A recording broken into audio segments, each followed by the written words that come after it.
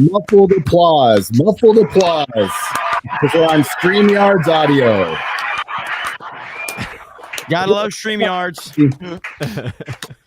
Hail StreamYards. Yeah, I'm sure it doesn't sound like a bunch of people clapping underwater right now. StreamYards sucks. It always sounds like that for us, to be fair, because we always hear it through StreamYards. Yeah, that's true. That is true. Well, now you guys get to get our experience. Welcome to Friday Night Tights. It's always weird when I'm in the Mountain Time Zone right now, so it's like 2:00. I remember when we started the show at 1 on the West Coast. I'm like, Friday Night Tights. It wasn't even nighttime by the time it ended. Well, sometimes it was, to be honest with you. But road protocols today. I'm on vacation, and I wasn't supposed to be here today, but what the hell? Let's fucking go.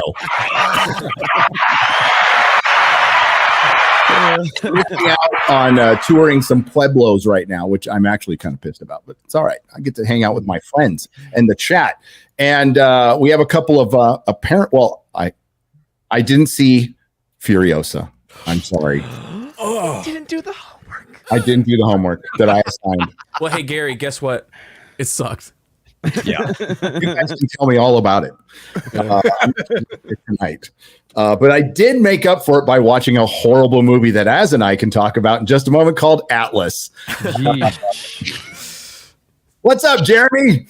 What's up, man? I'm sorry I wasn't here last week. I'm sure you guys had a great time. Can you guys give me a recap? I'm sure it was a really positive show. Great vibe and great chemistry. I'm sure the chat was oh, did I say something wrong? I don't want to make it awkward or anything like that. You know what? You guys can have a stinker once in a while, okay? You just are. You win some, you lose some, but luckily the chat is always there to check them. Yeah. Hail to the chat. Yes. The chads of the internet. Let's get Friday Night Tights rolling.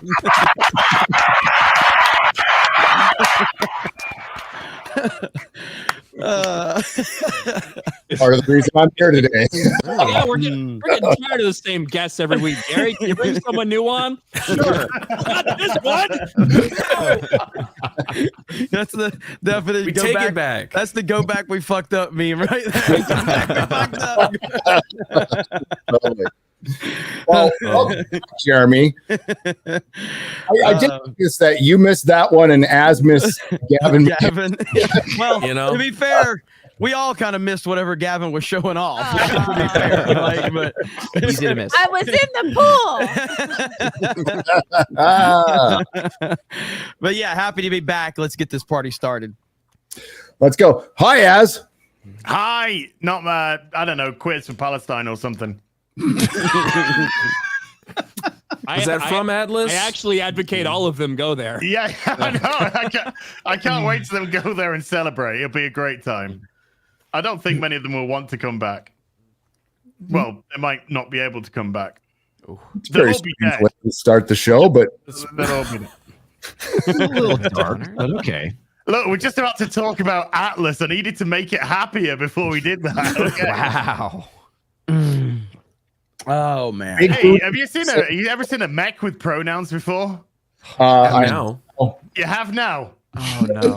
It dies later. Oh, at least there's that. Yeah, the thing it didn't show you though was it killed itself. It's a little malfunction. It got misgendered. That's why all the robots were dead. They just got misgendered and blew up. Yeah. Listen, I'm taking this one as a positive. Now I'm definitely not getting Titanfall 3 with pronouns, which is probably a good thing, because if I would have gotten Titanfall 3, it probably would have been like pronouns with like, gender description of the Titans and all this shit. So this one helped us dodge a bullet. So I'm actually thankful for Atlas. I'm thankful. So good on J-Lo. And listen, poor J-Lo. I hope she's doing okay after her her ex P. Diddy, going through some stuff. So I'm just, I'm not I don't want to get us demonetized, but I just wanted to get. This movie is actually why Ben divorced J-Lo again. And why he started drinking again. So, It's like, I just can't. Yeah. Can't be associated with that. Open up again, right? That's what I heard. That's what my wife told me. Yeah, they're getting divorced again. That's why I said that. Or you're dunking out for the homie. Brian? No amount of Dunkin' Donuts coffee can save Ben and J-Lo's relationship. She can still save the world while getting her entire team killed. Dude, that video of like Ben and J-Lo walking to the car where Ben like just slams the door, like he just looks miserable, and I always was like, come on, we're probably looking at it out of context. He's probably just mad at the paparazzi's there, and now you're like, okay, maybe he was just done with this shit. and also, it's like when you're like going around being filmed all the fucking time, you're gonna have a bad moment. Like I don't even go around getting filmed that often. I quite often have bad moments on camera, so you know, it happens. Bro. My favorite part of that clip too is when he gets back to his door and he just goes like, "Come on, I know. He's man. like, come on, guys." God. All in there. What's up, Ryan? Not much. I subjected myself to a little bit of Atlas as well. Like I wish Atlas had shrugged or something like that. It was pretty brutal, but I'm ready to rock and roll. Hell yeah. What's up, Shad? Not much, mate. Well, actually, quite a lot, but still, I've had a rough week, man. Oh boy, I don't want to go into the details, but let's just say it was rough. But it's good to be back, and in fact, I tried to do as much, catching up as possible. So I've watched Furiosa, the Mad Max spin-off thing. I'm always interested in that because it's basically a documentary of Australia, and the landscape is somewhat accurate. But anyway, other than that, I hear we're covering the Acolyte, so I've got my lightsaber and I've got my whip. And I've been trying to figure out how to put this into this. And I can't figure it out. Yeah. Yeah, I can help you with that, Shad. Oh, please do, Ryan. Just a little bit of lube will help. It looks like an earthworm. Your whip Got a little looks baldo on it. Yeah. But I didn't know we were watching Atlas, so I missed that one. But robots with pronouns. Okay, that's interesting. If they were logical, wouldn't they just use him? Well, actually, it was for it. Like they were correct pronouns, but no. J-Lo called it an it, and it said, no, I'm a she, her. And then it died. died of being woke. What does that say? What does that say? What are they trying to say? It's a better love story than Twilight right there. What did they mean by this? I like how Gary's recap was. That makes me want to watch the fucking movie, to be honest. It gave its pronouns and then it died. I'm sold. Let's go. What was the cause of death? I'm curious now. Lots of bullets, actually. Self-destruction. Lots of bullets. AI Simu Lu. Well, we'll get into his acting prowess. Yeah, I can see why Marvel's kicking that can down the road of that Shang-Chi sequel. It's like, yeah, it's going to come out sometime, 2020, 30, 40, something like that. We're going to rebrand. We're going to rebrand. Who did Simu play? The villain. The villain. The played AI villain. A gay Asian man. Oh, did he play a robot? Because he's pretty good at being robotic. He played a Canadian actor. I'm Comes natural. You want to elaborate? He played Canadian healthcare. I was going to make a maid joke. No, but yeah. that's what happened to the robots when they got misgendered. Right. Hello, Chrissy Mayer. Hello, big week for me. I've started leaking, so and not from the place where you think. Don't We'll any come of back you, later when you're older. So don't any of you start crying though, because I'll have to put mufflers over my boobs.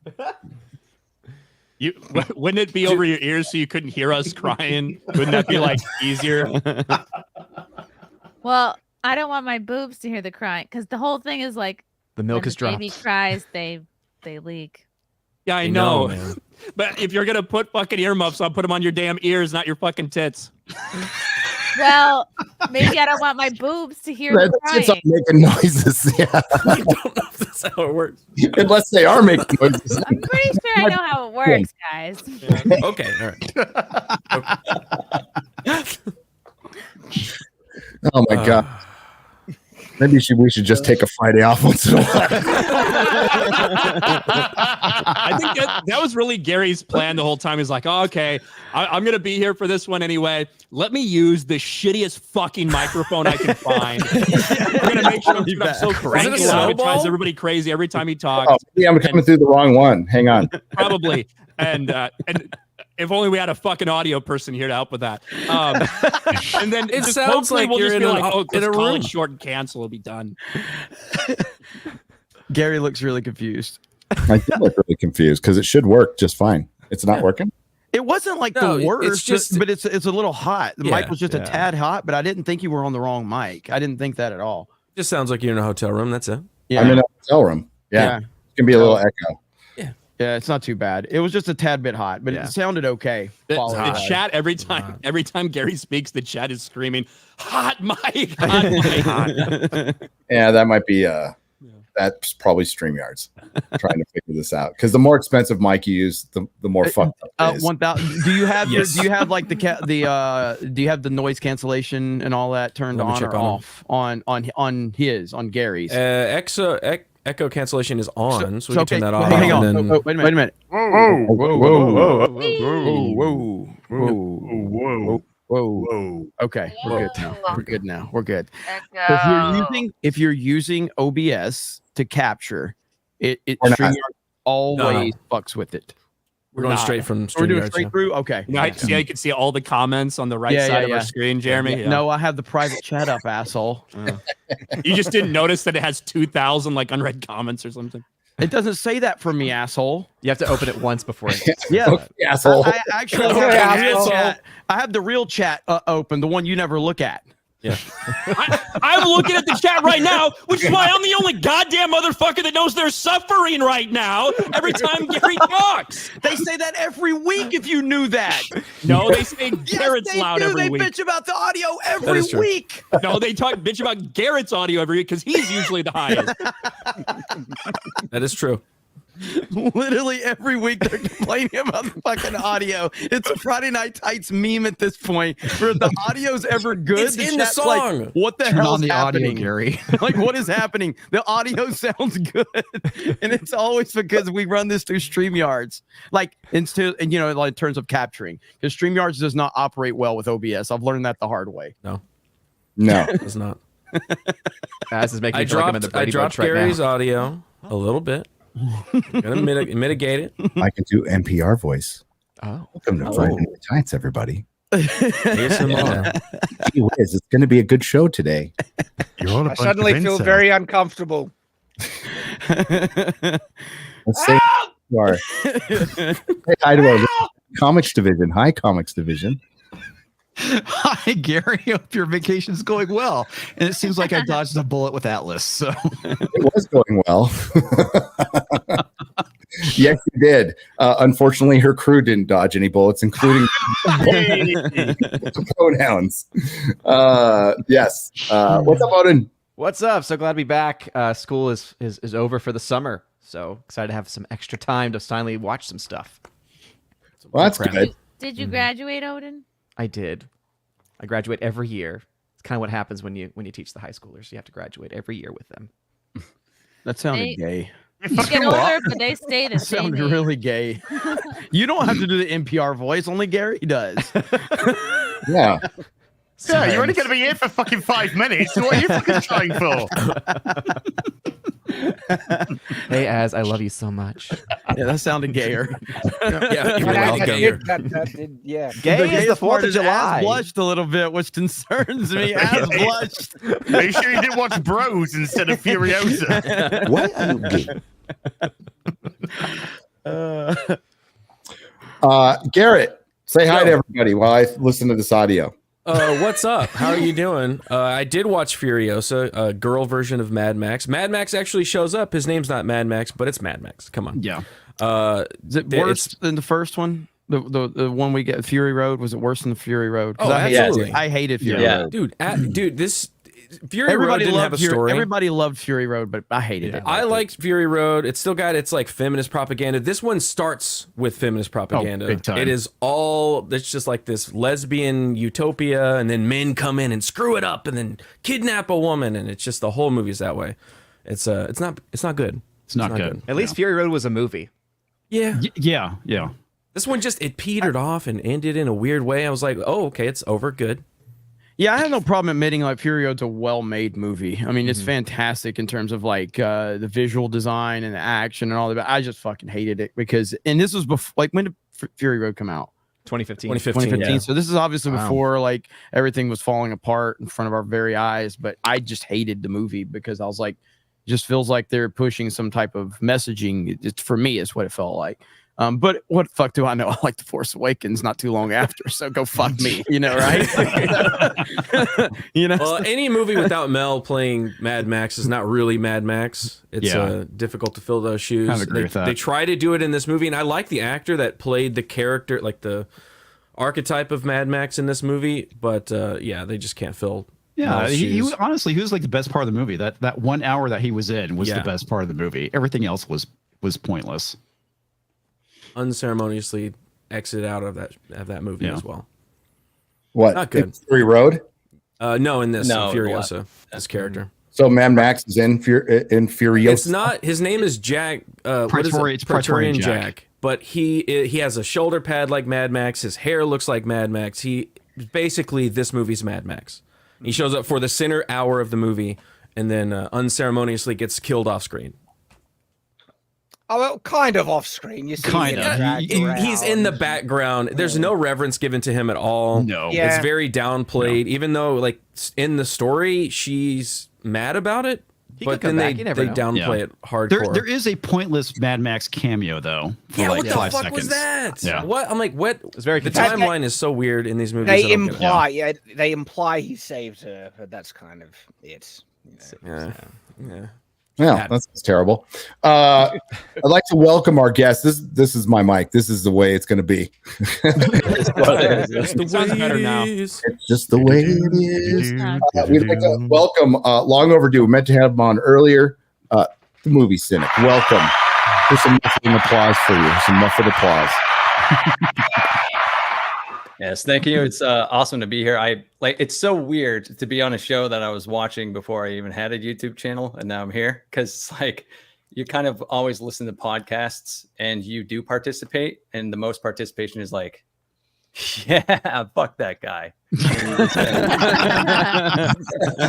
I'm like, oh yeah, I actually have to like go watch the movie now and actually chime in. Yeah. Come on a podcast and go, fuck that guy.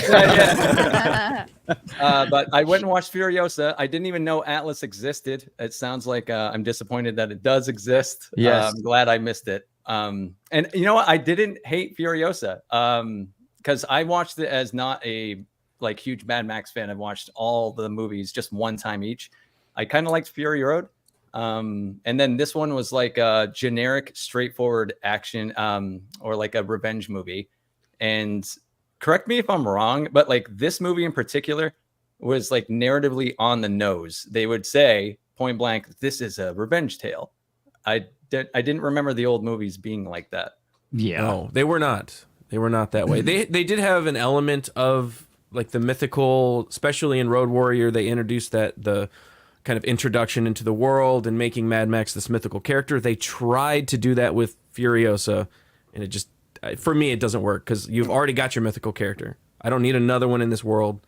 It can just be another character in the world, but it doesn't have to be at that level. Right.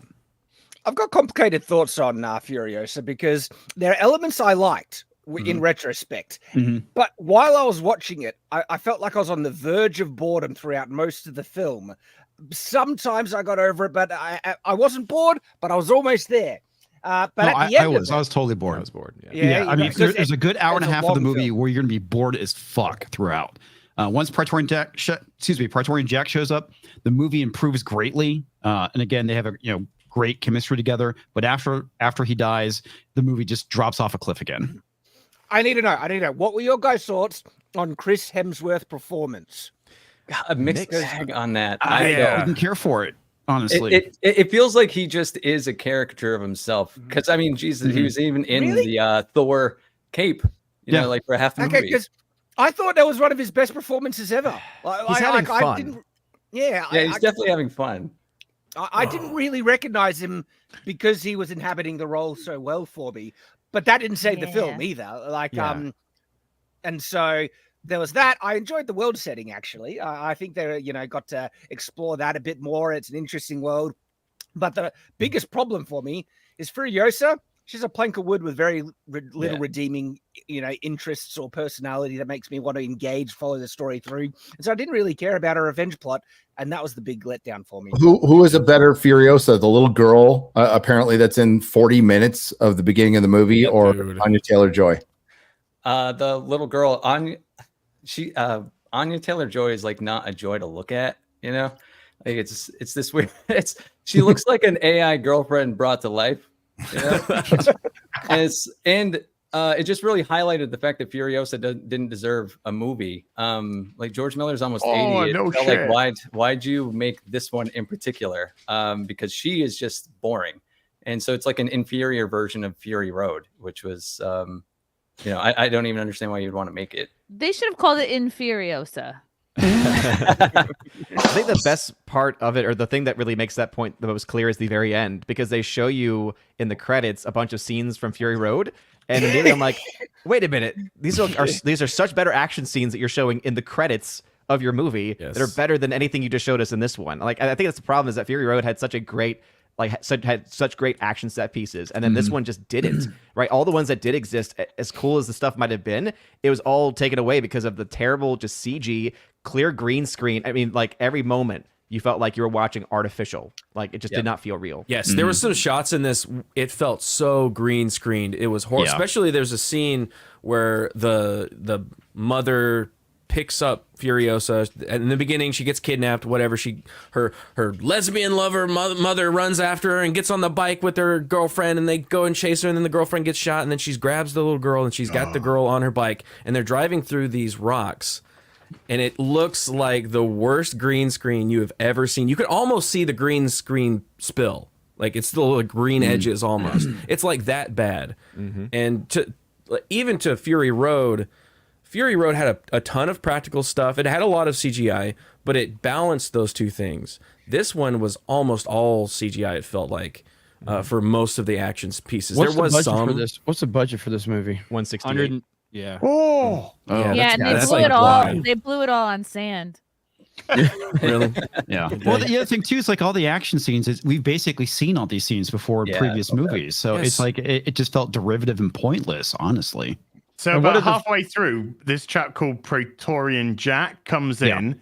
The movie's good for an hour. Then he gets killed off screen.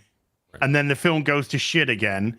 And Praetorian Jack is basically a stand-in for Mad Max. Absolutely, yeah. Yep. Wow, it's as if maybe they could have made a Mad Max film. That's the biggest failing. That's the biggest failing right there. Why would you want to make money? Why would you want to make a profit back? Why would you? I don't know. Mel Gibson's still alive, can still act. Old Man Mad Max would probably be a pretty good movie. Probably be pretty popular movie. And it'd be awesome. Yeah. Imagine Mel Gibson. I guess it would have a better chance than, Girl Max. Mad Maxi Pad. Yeah. And next scene, Mel Gibson returning from Mad Max would make so much fucking money. It'd be easy would make money. It would also be the most controversial thing to ever fucking happen.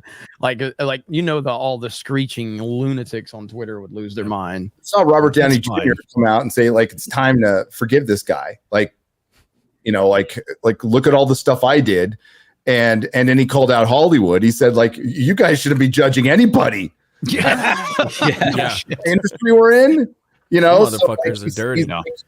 It's been long enough, and apparently it isn't. He came out and backed Angel Studios last year, Sound of Freedom, and that probably that pissed off Hollywood. Yeah, yeah. I mean, that whole movie about like trafficking children. Hollywood doesn't want that exposed. No, that's problematic. Somebody in the chat said Mad Max Dial of Destiny. Maybe not that. No. Maybe not. Well, don't put Phoebe Waller-Bridge in it. Don't put any other side characters. I don't want Logan, because Logan was saddled with the little girl. Like I like parts of Logan. I like the movie, but like he's saddled with a character that he doesn't need. I want Old Man Logan, or that style of the comic book like that. Yeah. Get Mad Max back in. He's grizzled. He's putting together his interceptor. Something like that. Like a goal like that could be cool. He's going to these different. It's like an Odyssey across the wasteland with old Max. Dog. No, His but like dog- yeah, him and his dog, and that's it's it. impossible to get something like because you know what I know, happened. yeah. You'd either get a young female cast or Timothy Chalamet cast, like, which essentially is the same thing. Same thing. He can play the guy in the back of the bike with no ass cheeks. Man, like I just thought of what I would love if it was going to be an old man Mad Max, where he's just fed up. He can't stand the wasteland, and he goes on a killing spree, and his goal is to wipe out every single raider he finds. And it's just a massive revenge destruction plot where he goes after the biggest gangs, biggest groups, and just destroys them. And at climactic event is the biggest mother of them all, and he just destroys them all because he's friggin' mad. And it's a massive destruction plot where he's laying waste to all the scumbags of the wasteland. That would be friggin' awesome. How about love that? Man, Mad Max retires to Naples, Florida, and he has to navigate the wild swinging senior scene. And he navigates not getting syphilis Senior retirement home. He should be like, he should move here like in 2020 and be the only guy that like resists, like the lockdowns. Just fights off. Mad Max travels to 2024. Realize that the post-apocalyptic makes more sense, and he's not mad anymore. He's trying to have a shot count. Happy Max. I am waiting for the reveal when they actually drive, outside of the center of Australia and realize that no apocalypse happened. They were just stuck in the middle of Australia for That would be hilarious. Holy shit, there's cities here. Exactly. They're like, well, I thought, wasn't there an apocalypse? No. That's like an M Night twist right there. It's the village part too. Yeah. The village. There's gasoline everywhere. I can watch it tonight and like it though. So I rewatched Fury Road. Fuck man, the action in that's so good. Yeah, it's good. It's really great. Can we just talk about the village for a sec? That is such a great film. That was a film about a group of people that really wanted a packet of painkillers. The village? What? Yeah, the village. It's like Mad Max. That's his plot, isn't it? It's just a plot about two people going out in this world. Everything's subverted because they just want a packet of aspirin. You're talking about the Shamalama Ding Dong movie? Yeah, and they're just like, "Oh, were you there? Get us a Snickers." And then, fine. I completely forgot about that movie. Thank you. I remember seeing the trailer going, so did everybody else. World. That's going to be the big twist. Was that the first time people were like, wait, this M. Night Shyamalan isn't that good? Yeah. Wait a minute. Everyone's gassing him I up. thought his twists were better than this. Something ain't right. So you liked it, movie Cynic. You don't think it like, and I've heard a lot of people, Chris Gore liked it. I thought it was like I gave it a 6.75, maybe a 7 out of 10. Like it really was just it's a lot better than a lot of the stuff that's been in the theater this year so far. And it's inferior to Fury Road in every way. It's like pointless existence is kind of fun. Like, that's where I'd leave it at. I almost got pushed to a 6 because, like I said, there's elements that I enjoyed, and it was just it was still hard for me to get into. I didn't notice too much overt wokeness. There's the DNA there, but what I found refreshing, at least, and this is one thing I could probably say about Furiosa, she didn't come off like a girl boss. There are multiple times she gets defeated and loses, and she has to win through using guns and cleverness. She's never like overpowering any men. She's really skinny, and so they're not doing that. And she does use some clever tactics. And then there's some pretty fun, big spectacle in terms of the actions and things. And so I think there is enough there for a good portion of people to enjoy if they like that type of thing. Having said that, if you want something more, there's not a lot of substance to latch on. Yeah. They imply substance, but they cut away for all of it. They're like, there's a war now, but let's just show it in montage for 3 seconds and then jump to the end. That was my least favorite part. Yeah. So the historian in the film is talking about all the wars, like going back to actual like history and all the big wars. And then he mentions, and then there was the 40-day war of the wasteland. And then it's just all montage and you get none of it. You're like, wait a minute. We had an hour setting up Furiosa's character, which was boring and just unnecessary. But we're just going to gloss over the 40-day war, just go to the very end of that. Okay. That would have been a better movie. Oh, yeah. I mean, I'm on the fence about that. 49 right there. It feels like the movie is building up to that big, conflict and this war, and then it just kind of glosses over it. And part of me wanted to see that because that should have been that. You feel like that should have been the payoff. That's the build up, this big war. Yet at the same time, I did like its non-conventional story play out where it's like this. They're trying to go for a longer epic. They don't really pull it off. But the story is focused around Furiosa and her revenge plot. And if that is the primary focus, spending, whatever, like 10, 20 minutes just on this massive battle is a little to the side to the main plot they might have wanted to focus on. And so, like I said, I'm divided on if that was a good decision or not. I don't know. The problem is that you don't care about Furiosa. Yeah. Like, you need to care about Furiosa to be like, okay, yeah, the war happens. Let's continue with her story. But I would rather have seen the spectacle of a war between the different cities than going into the desert with Furiosa by herself. Well, for revenge not to work, you have to have investment in the person that died as well as the main character, and you don't get that. So it's like, for the revenge plot to have any emotional impact, you need to have those things, which this movie did not have.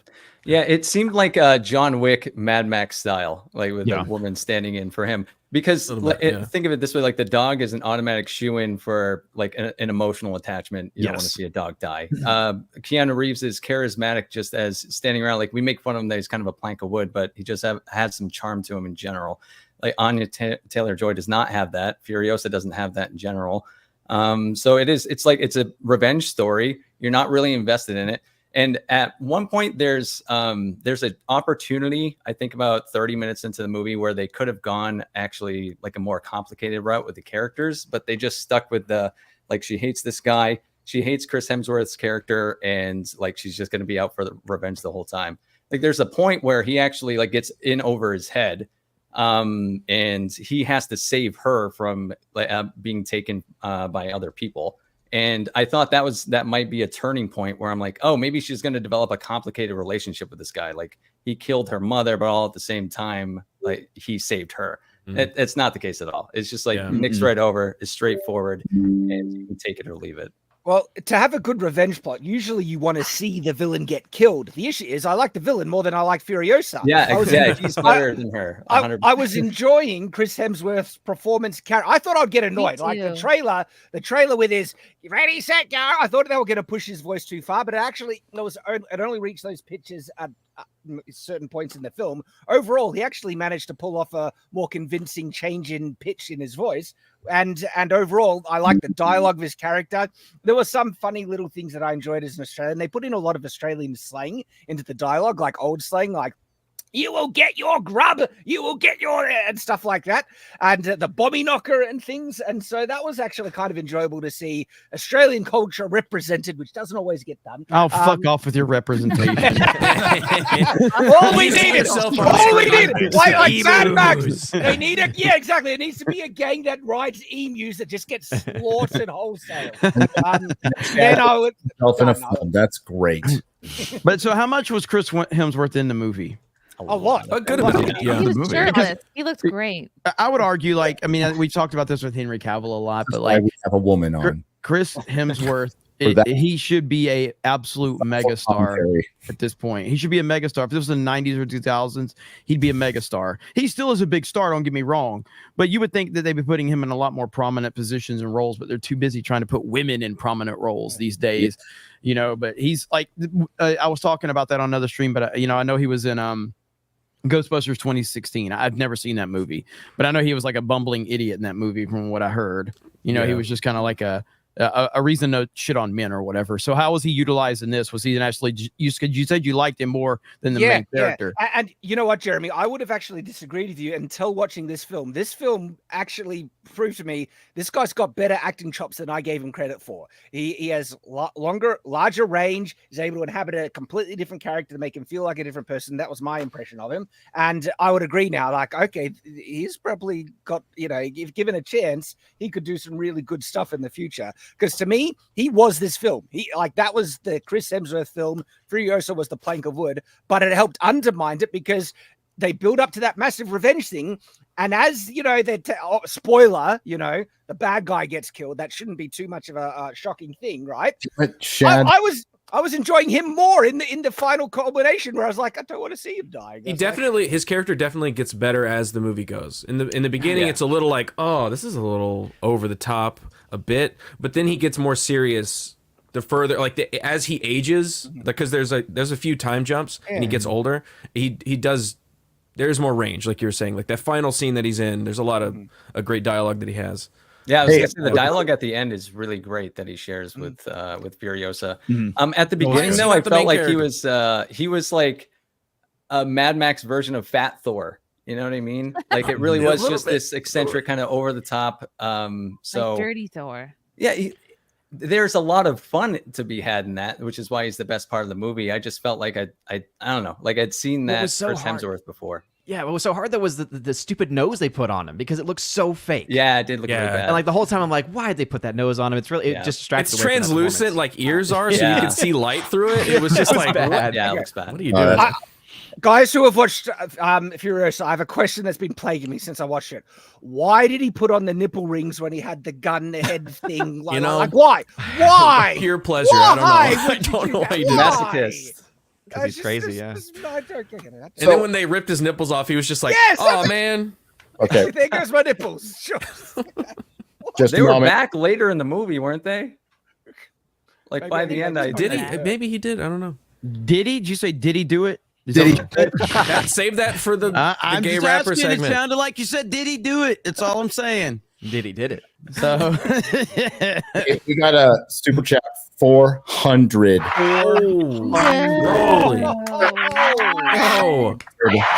Holy cow. Muffled applause for that. Sorry, I apologize. First super chat. Wait, is it this one? Nope. Nope. There it is. There you go. The soundboard. I'm on my track. fucking hell! What a disaster. First super chat. Oh, replace him with Danica. I wanted to thank you for the laughs through the years and inspired me to purchase Lego franchise over a year ago. Recently got evicted a few months ago, but tomorrow's our reopening of bricks and minifigs. What's that? Lutz, Florida. That a city? A few months ago, but you kept me going. The fellowship chat / crew is welcome. Just come and chill. We will check it out. Yeah. On the reopening. Hail. Business owner. Wicks and minifigs. Yeah, that's kind of cool. Hell yeah. You see that Barradur? Oh, I wish I had the space for that. Barradur, dude. That's Baron Doom. Baron Dune. That's what Has thinks. Big old tower. So Tower of Babel. So not okay. I think not the worst movie ever made. And I just heard Chris say it's not a girl. But again, I haven't seen it. I'm gonna watch it tonight. I could love it. I could hate it. We'll find out. But it's not like tearing it up at the box office. It's got a 2.5 or 2 hour 15-minute runtime. Is that what it is? 2.5 hours. 2.5 hours. Yeah. It felt long. It felt that way. Yeah. Dude, there was 3 people in my theater. There's 3 people in your theater. How many were in yours, Comics? I think around 12 plus myself. Yeah, About probably like 4 4 in or mine. 5 in mine. That's just the default now. That's just how movies are. Yeah. You know, I the had a outliers. 3 p.m. showing though. I don't expect a lot of people at 3 p.m. You're gonna get the outliers. Like I'm sure Deadpool will pull in a little bit more because people are wanting to see Hugh Jackman and whatnot. But significantly more than the 7 p.m. showing at the theater that I go to for other films has had a lot more people. I was the only one in there for the entire. Didn't they say Deadpool's already had over 9 million in pre-sale? We'll get to that. Yeah, so that's going to be like the outlier of the entire year. So let's take a look at the Furiosa box office is looking to make 30 over the holiday weekend here in the States. We got Memorial Day. Yep. So got a little extra time. It's a little extra time, but it's looking at 30 million right now. And it had a 3.5 million Thursday, and it needs to make 400 million to make its money back. More than that. More than that, 440? 480? Is it 480, 460, 480? Yeah, around 168. It needs to make at least 420 So somewhere between 420 and Nice. 500. And the last Mad Max film was predominantly in the international market. So this one's probably going to have to make even a bit more than that because of What the did way the Fury splits Road work. make? Yeah. Fury Road was like 380, I think, worldwide, with a lot I of that thought I coming did from more than that. As much hype as it got. So that's Yeah. crazy. When think about what we saw the Fall Guy, what did that open to? Odin, like 28 million or 30 million. Let me see if I So let's say it was have 28, that yeah. number. Yeah, so Yeah. like the worldwide opening for Fall Guy was 65 for worldwide. But the domestic was like 28 or 30. Yeah, just probably. about. But what's so funny So- is that deadline, as you can see from this article, I called this out. So notice how for Furiosa, they're using the international, they're using the total worldwide 80 to 85 million, and then Garfield's 30 million, but they're just using the United States showing. And I know that one's been out technically in other international markets before then, but I was like, seriously, guys, y'all are going to try to like make Furiosa look a lot bigger because of that 80 to 85. They were thinking 40. But based off of the 3 million or so for the Thursday previews, it's probably tracking closer. And that's over 4 days as well. I did a comparison between this and Fury Road from back in 2015. And I think what the most interesting thing about it is that you're still looking at a difference of like 2 million tickets between the two. So like opening weekend for that film unadjusted was 45 million. And that was over 3 days. This one's looking at 40 million-ish over 4 days. What's so weird is 20 years ago, including a midnight box office in your weekend used to be kind of like cheating Taboo. or considered cheating. Mm-hmm. And now they literally open at 3 o'clock on Thursdays with like 8 showings. And that's counted as your Friday. Like Yeah. rolled into your Friday. So it's really like a 5-day weekend. They stretched that shit so far. It's ridiculous. Well, I mean, rightfully so. The entertainment rags and Hollywood as an industry is very worried about this year, about the theaters, and Oh, they should be. they should be. Yeah. And I feel bad for the theaters. I genuinely feel bad for the theaters because they got screwed again, second time in three and a half years. And what these rags do is try to spin it positively. And like this thing could have the greatest word of mouth. Like I have no idea. It could really kick into high gear. But if you look back at Fury Road, which did okay, but it wasn't like this box office juggernaut either. They blamed it on Rated R, and it got nominated for a bunch of awards as it should have. But how long ago was that? That was 2015. 2015. Holy shit, that's 9 years. Yep. George Miller, genius. Getting old. He's getting kind of old. Yeah. How's the directing on this, guys? I mean, it's because it's just inferior to his last work. Like even Yeah. visually, the visual effects are not nearly as good as we've gone over because they just they went so far into the green screen world that it's like it was almost comically bad, and I had to double check if it was like, is this on purpose? Did he really do this on purpose? So it's still George Miller, but it's just like George Miller light. It's not as good as the last movie. Yeah. And I also don't understand how you make a movie for $168 million. The last one made 380 with Mad Max. You remove the main character and expect this one to make the same amount.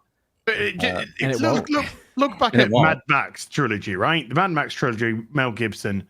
Vast majority of that is all practical. Everything was built, the stunts, everything practical, dirty, grounded, gritty. Now we've gone so far into fake land, and everyone can see fake land. It's not as if we can use our suspension of disbelief because it just looks so blatantly fake. And you can't replace that sticking them in the desert and doing what they did with the original Mad Max. You can't replace that. It's like the Fall Guy. Oh, the Fall Guy is 130 million because they did some practical stunts. How the fuck are practical stunts making it go to 130 million? For Christ's sake. Most of that's because of CG. Well, this is just it. It's not CG should be a tool, and it's not a tool. It's a reliance. Yeah, so it's the what clutch. happens when AI develops? AI is just going to become the reliance, and then you have CG plus AI equals fucking Atlas with Jennifer Lopez. Yeah, like the thing with the VFX and everything, with so many VFX shots, you do something that relies heavily on a massively heavy stunt movie like The Fall Guy that does a lot of practical effects. You end up spending 130 million, something like that. Look at what the Marvels is. Like, look at the stuff that you're relying completely on CG for and VFX. Those things are.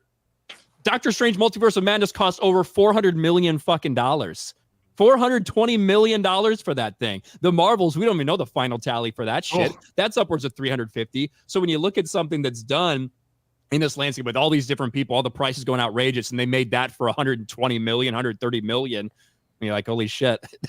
That's a third of what they're spending on Marvel movies. Pull that article back up, Garrett, if you Do could. you know how Jackie Chan got so fucking famous in the West? His stunts that he did. Practical fucking stunts. Well, Oh yeah, there's a wow factor when someone does Mad it. Max. That's crap. Mad Max did the same thing. You know what made Mad Max and Road Warrior really fucking good was a guy named Brian Kennedy, who passed away in '83, and he's kind of like was the Gary Kurtz to George Miller. So we did have to mention that. But box office, Furiosa earns 3.8 million in previews, 30 million in 3-day weekend projected. That's domestically, and that's purposeful, as Odin said. That's purposefully being left out of the of Deadline and Hollywood Reporter. Oh, both owned by the same company, by the way. Just wanted to point that out. I'm pulling hard for George Miller's Furiosa to exceed expectations at the box office. It needs to make its money back for additional Mad Max movies to get the green light in the future. It's not a Mad Max movie. There's no Mad Max in it. So if you were so confident about this movie, and again, I haven't seen it, why would you put Mad Max Saga on it? And why would you put just like a pseudo Mad Max in the best part of the movie? Yeah. Long titles don't tend to sell very well these days. No, but man, they like to put them on. Mission Impossible Part 7 or Mission Impossible 7 Dead Reckoning Part 1. Part 1. Yeah, too much, bro. Too much. They're talking about doing a Mad Max prequel. Of the like what your Mad Max prequel, it's called Mad Max. Yeah, I we know. had that. It was literally the origin of him, like a police officer. And his family Mad died. Max the Origin, a Mad Max Saga film. Like we don't need that. The Wasteland with Tom Hardy is something I'd love to see. However, based on what I'm hearing, it might be a very difficult weekend for them. The latest numbers from Furiosa grossed just 3.8 million on Thursday. Previews, that figure I got this morning. I'll update this post if there's any change, but it should be more or less the same number. That has lowered its weekend estimates to 3-day 30 million opening, 4-day $35 million opening. And I guess Fury Road, this was almost 10 years ago, opened to 45 million and did okay. I think was it 368 worldwide? Yeah, just about. Yeah, just about. Yeah. The budget for Furiosa is said to be around 170 million.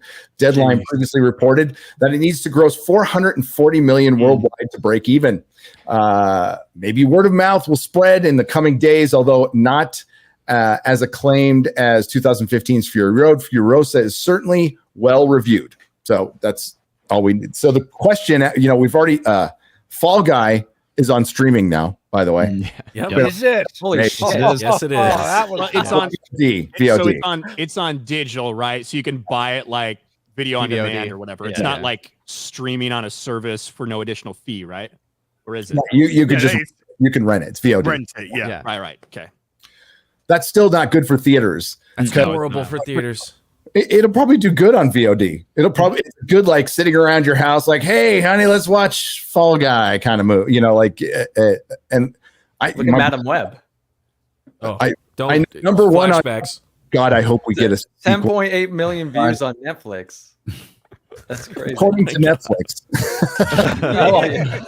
Hey, now Dakota Johnson can say more people watched Madam Web than Barbie. Yeah. Netflix Use some really Zack doesn't Snyder have math too there, and you've got $1 billion film. Netflix doesn't have too much incentive to lie about that one, right? Because they could say it got half that, and they could not pay as much next time they go to Sony to get the rights for some of their shit. So, but it's a meaningless metric because it's incorporated in a subscription fee. So if you're already paying your Netflix and that comes on, and you just want to watch it, fuck it, it's free basically for me because I'm already paying my thing, so I might as well see it. Then if they said, "Oh no, you're paying your fee now. If you want to watch Madam Web, it's going to cost you $3.99," then they could be like, "Oh, okay. No." Mm-hmm. Well, it's a meaningless metric is sticking on there. Oh no, you see now it's popular. Go on then. Give it another cinematic release, Sony. Go on. Go for Do that. Go for it. Put Atlas, money, please. Dare you? Let's see how well these things do. I would love to see Atlas release in theaters. That would be fantastic. I would love that. Let's go, 'Cause bitch. Even Fury Road, like when you look at the budget versus what it made, it still only made like 2.5 times its budget. So it was probably still at a loss because most of that money, again, was a lot of it coming from international markets. And so it probably had to make more than that 2.5. And so you look at a movie like this, which is going to do worse at a higher budget, right? Just base value. This movie is going to lose a lot of money. And whereas the other one had awards, at least, that they could use to justify going forward, they're not going to have that this time around because this movie, again, is just nothing compared to even Fury Road. Yeah, And higher obviously budget, both of less them are quality, nothing not a compared good to Road movie. Warrior, for instance. Yeah. You don't see the budget. Where is the budget going in this movie? It looks like we shot it. They shot it in a warehouse, somebody's backyard, in elements that just don't look good at all. Where did this money go? Yeah, it actually stands out because I went to watch Fury Road right after watching Furry Furiosa, Road? right? Furry Yeah. Road. Furry Road. Furry Furry Road. Road. You I thought was you were gonna well, shoot you were the gonna scene, get you past guys. that one, A didn't you? Try A to- film of Mad Max. Don't move past it. Quit Let's yelling. bring it You up the bear again. Furry No, Road. no, He's you're gonna blame saying his- you'll be good. He's Mad gonna blame Max his killing accent. You're a furry furries. freak. We've exposed No. you. No, Remember the I would bear? watch a film of Mad Max killing furries. Just hold that. Be far more Okay. entertaining what we got. I'm on board. I'll watch that. That You is are Mad Next Max. Furry Road. We all do that when we're talking and we say something. We're like, oh shit, I hope they don't. And then Damn it. all of your friends God yell at you damn it. and make fun of you. You're like, fuck. All right. What I was trying to say is I watched the two films, right? And it's actually shocking. It stood out to me. Like the first scene in Fury Road is when Mad Max's car gets destroyed and he gets captured. That's all practical. It's like, oh, they're really in a desert. That was my impression when I first watched it. It's like the practical, the fact that they use real sets was such a difference. It stood out, pulled me up because Furiosa was just all CGI. It felt like. Yeah. No, because they're on a horse, like going after the bikers, and you literally see someone get picked up, put on the horse, and the whole time I'm like, wow, that's like some PS3 level graphics of that person being put on the horse. Yeah. Hey, the best Mad Max movie this year is The Sand Job from the Grand Tour. Okay. That was actually shot in a desert. They actually blew something up in a desert. It'd be more practical, yeah. And it's like way more practical. I'll find out tonight when I go see it. Sorry I didn't go see it, everybody. But Good luck. It looks like Give you. I also didn't see it. there you go. There you go. Gary, But Gary, I'm gonna need you to start watching the things that we cover here. Okay. no, I'm going to refuse, and I'm going to watch some stupid reality show and cover every episode. Gary, you should make a video. Personally, somehow. I kind of thought you were gonna be like, I'm just gonna not and play fucking gay Fortnite. That's what I thought you were gonna say. Man has two roads to walk down. Fortnite more than watching. New season, baby. Let's go. Tonight. I was going to go see it, or at least see it, even if I didn't go anywhere. Until I was on the phone with Gary earlier, and he's like, "Yeah, I didn't see it." I'm like, "All right, never mind then." 10:45 show, dude, and then like party was like really fun, right? Hanging out with my family. I'm like, screw that. It was a better use of your time, honestly. Yeah. Sorry, guys. I usually won't, but I think it's more indicative of like we'll see if people are talking about it next week. We'll find out. Maybe there's like great word of mouth, but was there great word of mouth with Kingdom of the Planet of the Apes? Are people talking about it? People were kind of meh on this one. Yeah. This one to me is the worst received one so far. Like the rest of them all have really good, strong word of mouth. I feel like this one, people aren't really loving this one at all. No. And Fall Guy had good word of mouth. People like the people who saw it liked it. I enjoyed the hell out of it. I did too. Fall Guy was great. I liked it. Yeah. It was a good time. So I mean, there's an apathy out there because they broke the habit. Oh God, I'll find the clip. Robert Meyer Burnett tweeted it last night. And the guy pretty much hit the nail on the head. Outside of the obvious, he just spoke. He was a producer, and he's like, listen, they just focused on spectacle, right? And you try to commoditize art, and you can't. You still have to take chances with things, and those things will bear fruit later. It's a sports analogy. You need to have a minor league in baseball. You got to have minor league. If you don't, it's screwed. You have college football for football. The independent sphere is getting just destroyed right now. There it is. God, look at you. It's actually kind of similar. George Lucas spoke at the Cannes Film Festival because he's winning some award. And one of the things he talked about was he was asked, what do you think movies would be like in 10 years? He said, well, I think they're going to be exactly like they are now because people are just making the same shit over and over again. and he basically said, but that's what the studios want. If you go to a studio asking to do something new or different that they don't understand, they're not going to get you a deal because everybody just wants to see something that they can relate to something else. So it was kind of interesting. Chet, is there video of that? Is there any audio of that? There is. It's like such a long. One of them's like a 12-minute clip. The other one I'm seeing little bits and pieces of here and there. So it'd be tough to tell you a time for it. Lady Grandmaster, find some timestamps. Yeah. No, this is not Andy Dick, by the way, Chad. I see it. I knew. That's what I thought. Is this Andy Dick's brother or something? Oh no, Andy Dick looks much worse. Dick's not doing that well. I knew it wasn't Andy Dick. It didn't have a needle in his arm and a dick in his mouth, but you know, could be his brother. Maybe he's cosplaying Andy Dick. Maybe Brian Dick. What's this guy's name? Garrett. Let me Andy see. Dick. His name is Andrew. Andrew Richard. I'll find it. If you guys want to listen to that, I'll bring it up. Listen to that. Is essential. If you look at the streaming movies that do the best, they are the movies that come out in theaters first. So that should tell you something. But you know, I think the movie business made a critical mistake. And really it was not a recent mistake, but a big mistake. To think of it as, this film did not make a ton of money, thus we don't make that film. This film will make a ton of money, thus we make that one. A very strict balance sheet equation. Why is that a mistake? You'd think that's a no-brainer. That's any first-level MBA guy or woman or whatever should know that. Here's what happened, and you can tell me if you think I'm wrong. When you make movies that only make a ton of money and they're only one kind of movie, you begin to get a large segment of the population out of the habit of going to the movies. And then you begin to eliminate the importance of movies culturally. Yes. You lose, when you are so quarterly earnings, bottom line minded, you lose I think, the big brain vision to say, look, I have no problem with a comic book movie. I have seen excellent ones made. I think Tim Burton's second Batman is a beautiful movie and the self-fight is brilliant in it. I think what Chris Nolan does, my friend Matt Reeves certainly did the deep dive with his Batman film. So I know that there are things that can be done in the genre. That's not an argument saying all comic book movies are terrible and they shouldn't be made. No, of course they should be made.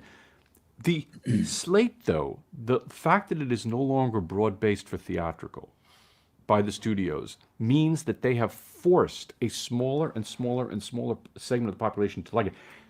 I'm going to make him an offer he can't refuse. And you know instantly what movie that is. Right. You cannot quote me a single line from Aquaman. You can't. So what does that mean? It means I'm Aquaman. And they know it. No, he's right. I am Aquaman. It's not I wish we wrong. could have watched this in what I call quartering speed. yeah. He's very intellectual. He's got that slow talk. You know? He speaks very deliberately. Ryan, I need clarification. Is quartering speed 1.75 or 2.0? I need to 2.0. As high as it goes. So 2.0. Shout out to Jeremy. Shout out to Jeremy. He does own this show. Quartering. Diss the ball, So, he was saying that the studios are only greenlighting things that make heaps of money. But what's been making heaps of money lately? They've been greenlighting stuff that are just set to bomb. Like Furiosa, great example. It's like, do they want to make money? Make a Mad Max film. Instead, they want to make one of a side character. It's like that. They're not necessarily. That was greenlit before the dark times. Before they here's realized. the other problem that I have with him. these filmmakers. The other problem I have with these filmmakers is that they put all the blame on Hollywood, and obviously there is blame there. But the filmmakers themselves, if they're going to try to say, "Oh, I still want $100 million to make my movie. I still want $200 million to make my movie," that's also the big problem too, right? Because they're overspending on these things. And so it's not only just that people aren't going to see the films anymore, it's also that the films that they're making, they're spending way too much. Like, you look at a film like Killers of the Flower Moon, right? And how much money was put into that. It's like, you did not need that much money to make that movie. Well, I mean, Gary, what did you say on the Will Kane show, Gary? When he's fucking muted. God damn it, Gary. I think what that guy was, I think what he meant by that was he doesn't watch the fucking content. He's not even here to fucking commentate. Now he's got to go tinkle because what the fuck is this guy doing around here? Go ahead, Ryan. I think what that guy was trying to say was that Hollywood's greenlighting things that they think will make money, right? Yeah. Which is why we're just getting fucking prequels and sequels and reboots and shit like that. Kind of like what I said earlier, what George Lucas was talking about. And that they're not taking a ton of chances with other things that they're a little bit worried about. But the end result, as we've seen in Hollywood in general over the past couple of years, literally nothing is making fucking money. Yeah. Well, I mean, thanks for joining us, Gary. Appreciate that. Welcome back. Dude, I had a question right when you stepped away. Yeah, immediately when you left. Sorry, can you hear my AC in the background because it's fucking blasting? Can you hear it? No. I mean, no. I went to turn it off. Gary, your audio has been arse this whole video. You've been getting cutting in, cutting out, noise gated. Don't point it out, Shad. Yeah. I got fucking blasted for that like 45 minutes ago. Saying a damn thing. No, but what was the point you made, Gary, on the Will Kane? I think it was when you were talking to Will Kane and you were talking about with directors and projects, how they're chosen in Hollywood now. What was the words you used? Like directors they're cast. Yeah, they don't they don't hire a director for a project. They cast a director for the idea that they've already formulated for the most part. That's why you're never going to get a Christopher Nolan in the Marvel Cinematic Universe, because the Marvel Cinematic Universe is not somewhere like where creative freedom is something they're looking for. They've already determined what they want you to do. There's creativity in Hollywood has just been ruined for the most part. Yes, there are exceptions to the rule, but generally speaking, the creativity is gone. And superhero movies, again, I've been saying this for a while. I refuse to believe that there's anything remotely close to superhero fatigue. I believe there's bad movie fatigue. If Batman and Superman and Spider-Man and X-Men are done right, and those are the movies that are the focus that are coming out every 3 to 4 years, not overly saturating them into the market, like, you're going to have people excited constantly. Tomorrow, even as bad as things are, if Robert Downey Jr. is announced as Iron Man, the masses are going to freak out over it. They just are. Spider-Man No Way Home is a great example. I'm not saying it's going to be the greatest movie ever. What I'm saying is the excitement level for Robert Downey Jr. returning as Iron Man will be massive. That's why Deadpool and Wolverine is going to be the hit of the year, probably. That's what I was going to say. Yeah. Probably going to be the hit of the year. We've seen stuff like this, though. Like, genre fatigue is a thing. When there were Westerns, they were oversaturated. There was Westerns all the time, and people loved them for a while, and then it stopped. And then we get the odd Western here and there, and we really enjoy them, and people go and see them. Kevin but it's Costner's not trying to bring it back. Yeah, but there's not. They're not the genre lead, right? So I feel like we're overdue for the genre of superhero movies to kind of take a backseat, kind of take an L for a little while. I don't know. And slowly come back. Part of the thing with that, Garrett, that you're pointing out is that when you start oversaturating the market, quality tends to drop, which also kind of drives that further into the ground. Well, Yeah, that's absolutely. the point. I'm not sure like the genre fatigue necessarily works in certain genre. I can maybe it's because the concept of a superhero that's been around since friggin' Zorro. You know, whereas a masked hero who has a secret identity and fights and everything, people have loved superheroes for nearly 100 years almost now. And I've never gotten sick of them. Give me good superhero content, I'm friggin' gonna watch it. The thing is that you need different stories. Like superheroes is like an umbrella term, right? It could be superheroes in the West. It could be superheroes in space. It could be superheroes wherever, right? But we tend to we're oversaturated where we get the same type of superhero movie over and over and over. And I think that is what's leading towards that. Like you said, that oversaturation and low quality. Comic well, book not everything needs to be a big yeah. blue beam in the sky like we saw for an extended period of time, which is, again, contributing to the problem with decline. That was such a weird phase, wasn't it? That was such a weird phase of comic film, where everything was just revolved around a beam in the fucking sky. Yeah. We're beaming this beam into space. Why? What's it doing? It's destroying the world. We don't It's a fucking portal. know. The What? Marvels had a portal. It just didn't have the beam. Yeah, It was so close to Same having a beam. concept. And I think that's where you can also see some of why the fatigue necessarily won't be with the actual genre, Yeah. but more so with the type of film, right? Because you look to, obviously I thought Black Panther Wakanda Forever was terrible. That made 850. The next film made 460 in Ant-Man. And then it goes up to 845 with Guardians, and then it goes all the way down to 199, 199 with the Marvels, right? So I think that, again, it really comes down to like the quality, because Black Panther is bad, but it's better than some of the other things, right? So Okay. it kind of. Is it? What about this?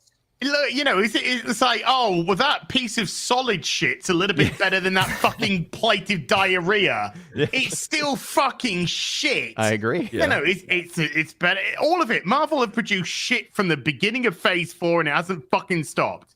The only thing of any worth has been for Marvel, Guardians of the Galaxy 3, which had legs because it got good word of mouth. And it was the a other one hangover, that did too. huge amounts wasn't even a fucking Marvel film. It was a Sony film. So, Okay, then instead of calling it superhero fatigue, is this Marvel fatigue or the Marvel formula fatigue, where It's both. they have been It's making both. generic flop? It's Yeah. Disney It's fatigue. superhero fatigue because there's fucking 68 gazillion fucking things of these out. DC wants a multiverse, wants a universe. Marvel wants a multiverse, wants a universe. Fucking Plater Spam wants its own multiverse. Everyone's doing this now, and everyone's fucking sick of it because it's just all copy, copy, copy, copy. On top of that, the quality's shit. Absolute shit. Disney have got a whole streaming platform full of crap, losing them billions of dollars. Billions. And you'll say, oh, no, you got to watch this. You got to watch this. Oh, hey, The Marvels is coming out. The Marvels comes out at the cinema. Some people go and go, who the fuck is that black chick? And who the fuck is that Pakistani girl? Because they ain't got a fucking clue. Because they didn't stay in and watch Ms. Marvel. And they didn't stay in and watch fucking Wakanda, whatever she was called, WandaVision. Wakanda Wanda. They didn't watch that either. Wakanda Division. So they turn up and they just got this absolute fucking hack to pieces crap. Let's go to planet gay Asian man and sing for 5 minutes. Why? Big boss woman's got a stick. Oh, I'm stealing the air from this planet. I'm stealing the water from this planet. I'm a boss bitch. Why? You fucking retarded? Do you think that's how fucking terraforming works, you dumb bitch? Their whole Oh, society it's was run by AI. They don't have any intelligence. Yeah, They let the robots do intelligence. it. That's why they were like confused. Yeah, it's not just Marvel fatigue either, because it's reflected in DC's box office. Like every one of their movies just fucking bombed. Like Shazam, the first movie did all right, and the second one fell off the face of the earth, and it got like okay reviews too. So, and the fans that did see it thought it was okay. I didn't, but if Blue 5 Beetle people bombed. see it and 3 people see it's okay, is that a success? Not Blue really. Beetle bombed, Black Adam bombed, The Flash bombed. It's not just Marvel. It's like everything. Hey, that's not fair. Aquaman bombed as well. Forget That was an interesting, because what did the first Aquaman make? Like 1.3 Over a billion. Yeah, Over a billion. billion. and you can't remember a fucking line in that That's movie. the only DC EU movie that broke a billion. Wow. No, I was gonna say no. I remember it from Joss Whedon's Justice League, though. I remember my man. When I was going to ask, does he say that in Aquaman? I don't remember. I don't think he does. He I just can't like, remember. Woo! He just says that a lot. Willem Dafoe's in that movie. I completely forgot. Yes, he is. And he Holy wasn't in the crap. second one. No. How's Yeah, my I mean- audio? Is it better? Worse? I think way ours was better. better. That's better, yeah. That's Yeah. way better. You What take the the bass quality- out. It's the quality we've come to expect from Friday Night Tights. Right, thank Bass you. out. I think I may have found the problem. There What we was the go. problem? Browser and little mix minus, and hopefully it's better. There you Hopefully go. it's better. Looks like old Ryan was right about the dog shit audio. I didn't say you were wrong.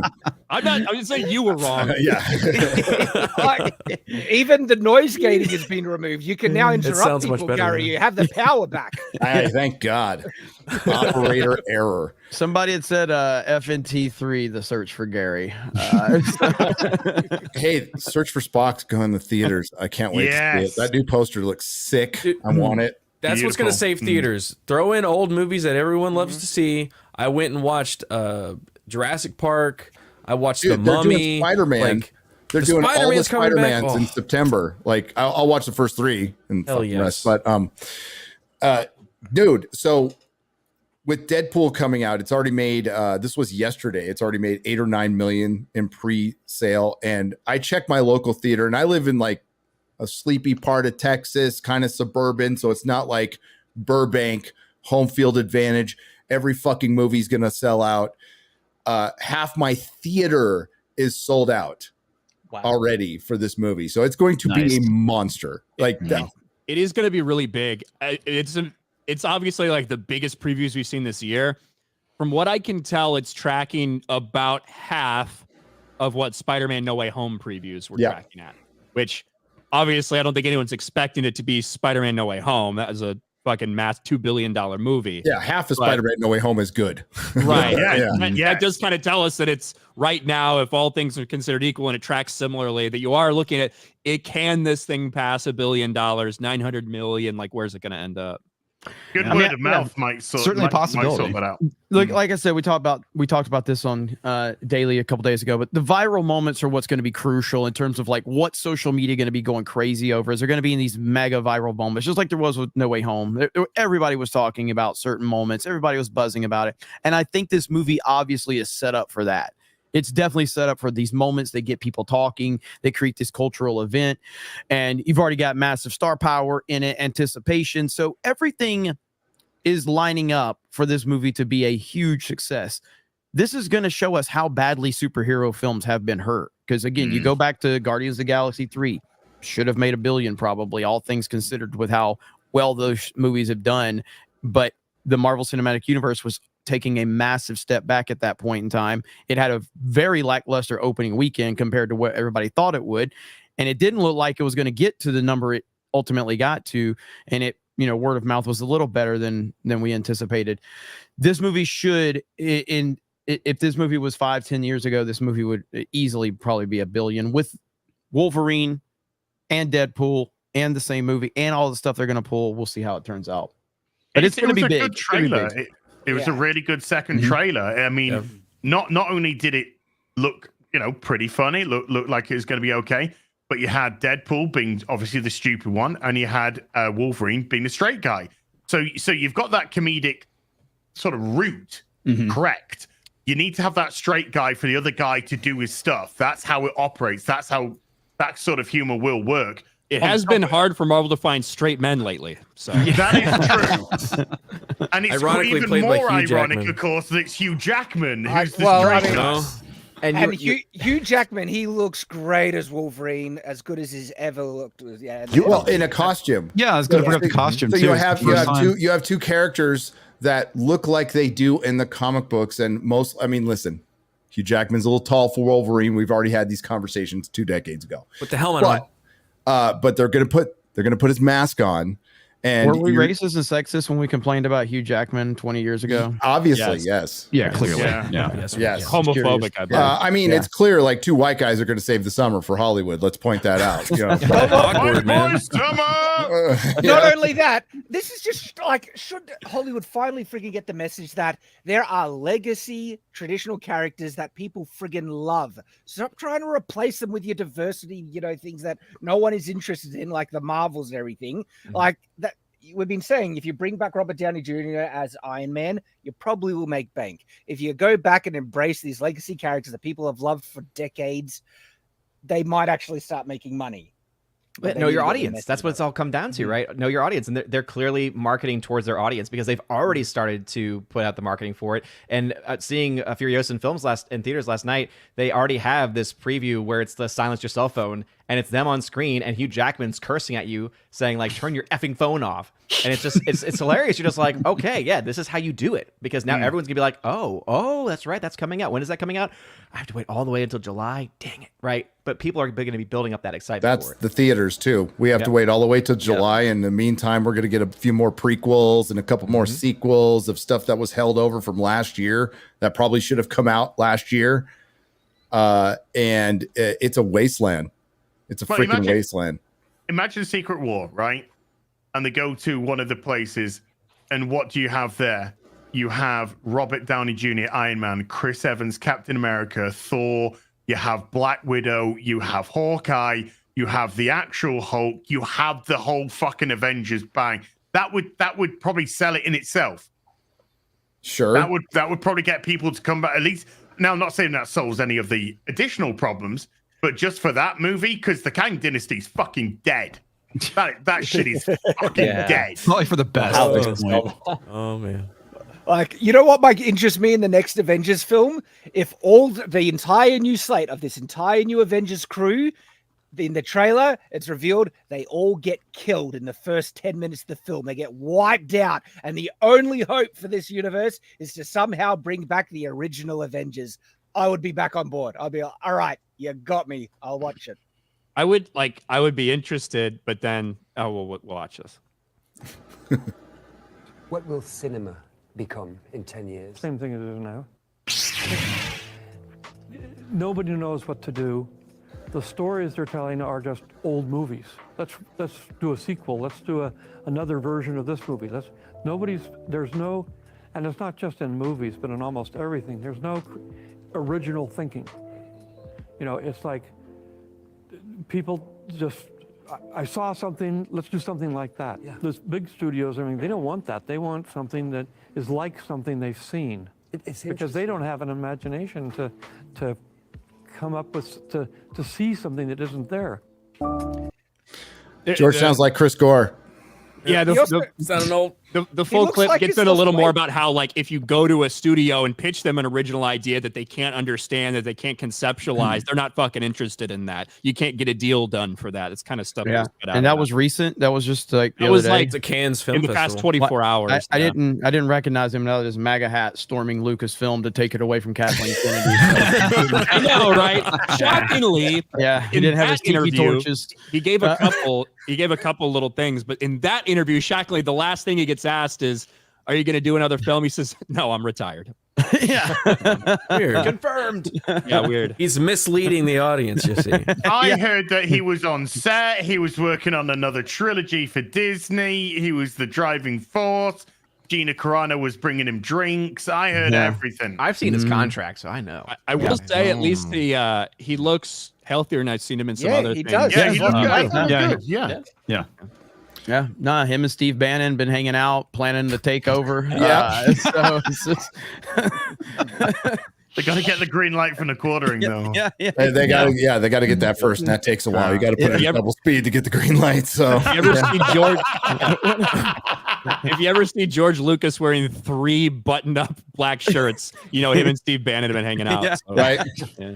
As soon as Alex Jones gets confirmation that Salty Cracker isn't the quartering, then they're gonna figure out how to move forward. We'll figure out how to move forward with Lucasfilm. No, George ain't coming back. Disney's moving away from whatever. You know, that clip. I mean, Acolyte, boring, bland, diverse people with lightsabers and lightsaber whips.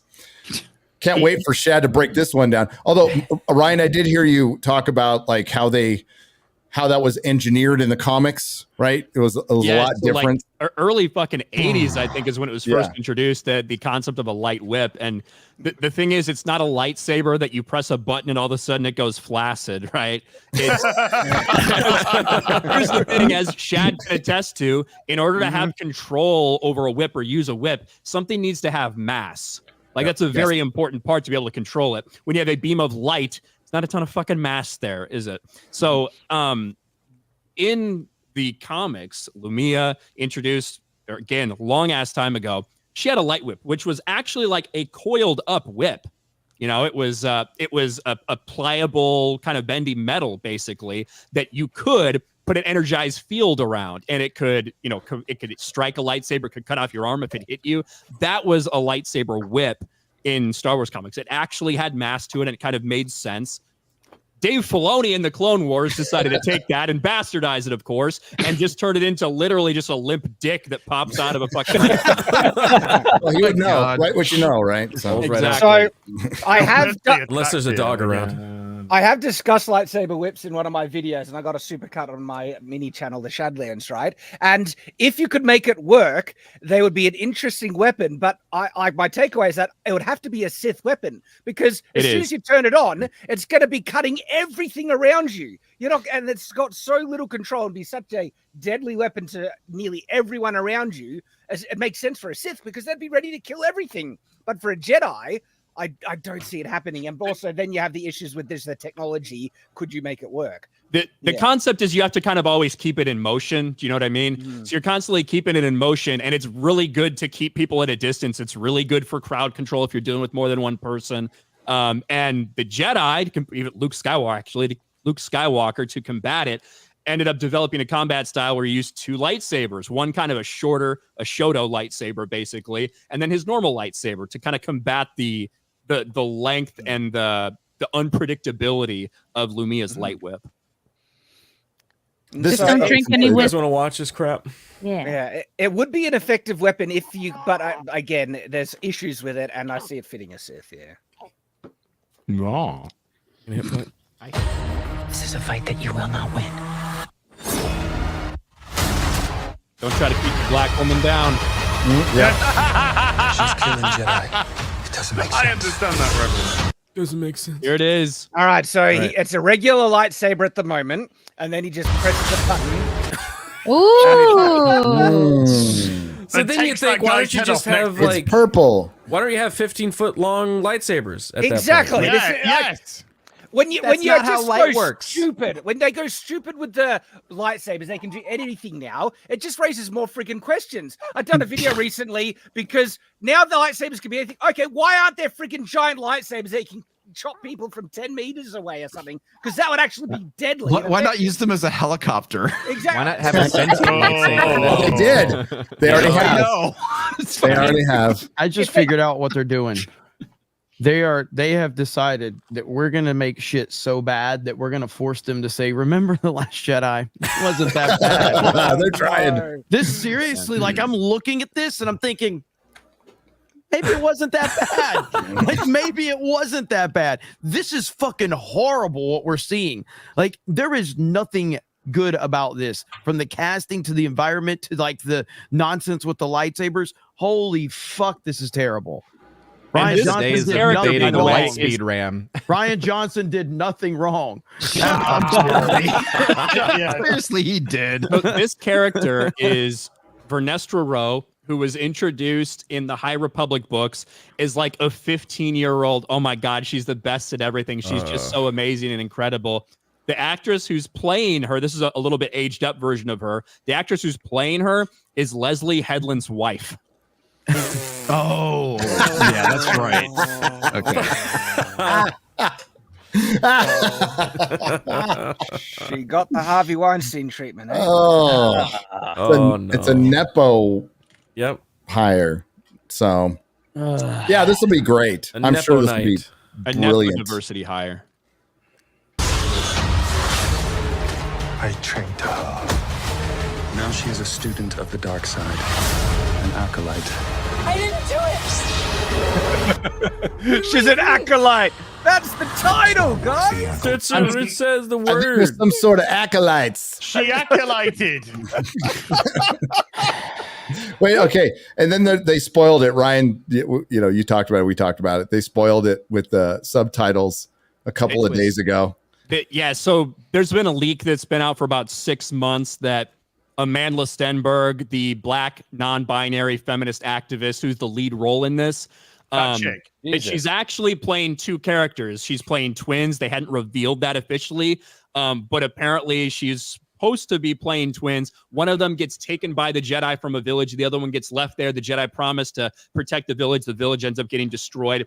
And so the other twin's like, I'm bad now. I hate the Jedi. And she ends up being dark. But luckily they have the same hairdresser. That they revealed in the subtitles that this is actually a different person. So they fucked the entire big reveal that she's supposed to have a twin up completely because Star Wars is incompetent. So they took the subtitles down where they said her actual name. Hilarious. Jesus. And usually when you The person that's been very present at this Acolyte stuff, both when they screened it to YouTubers and for the red carpet premiere, you know who's been very present? I've got him pulled up right here. You guys can show it. Dave Filoni. This is the future of Star Wars right here, guys. Dave Filoni, Leslie Headland, partners in crime. I was gonna say, who's the dude he's with? I thought he was standing next to Brock Lesnar. I wasn't sure. Like, Fucking F5s him.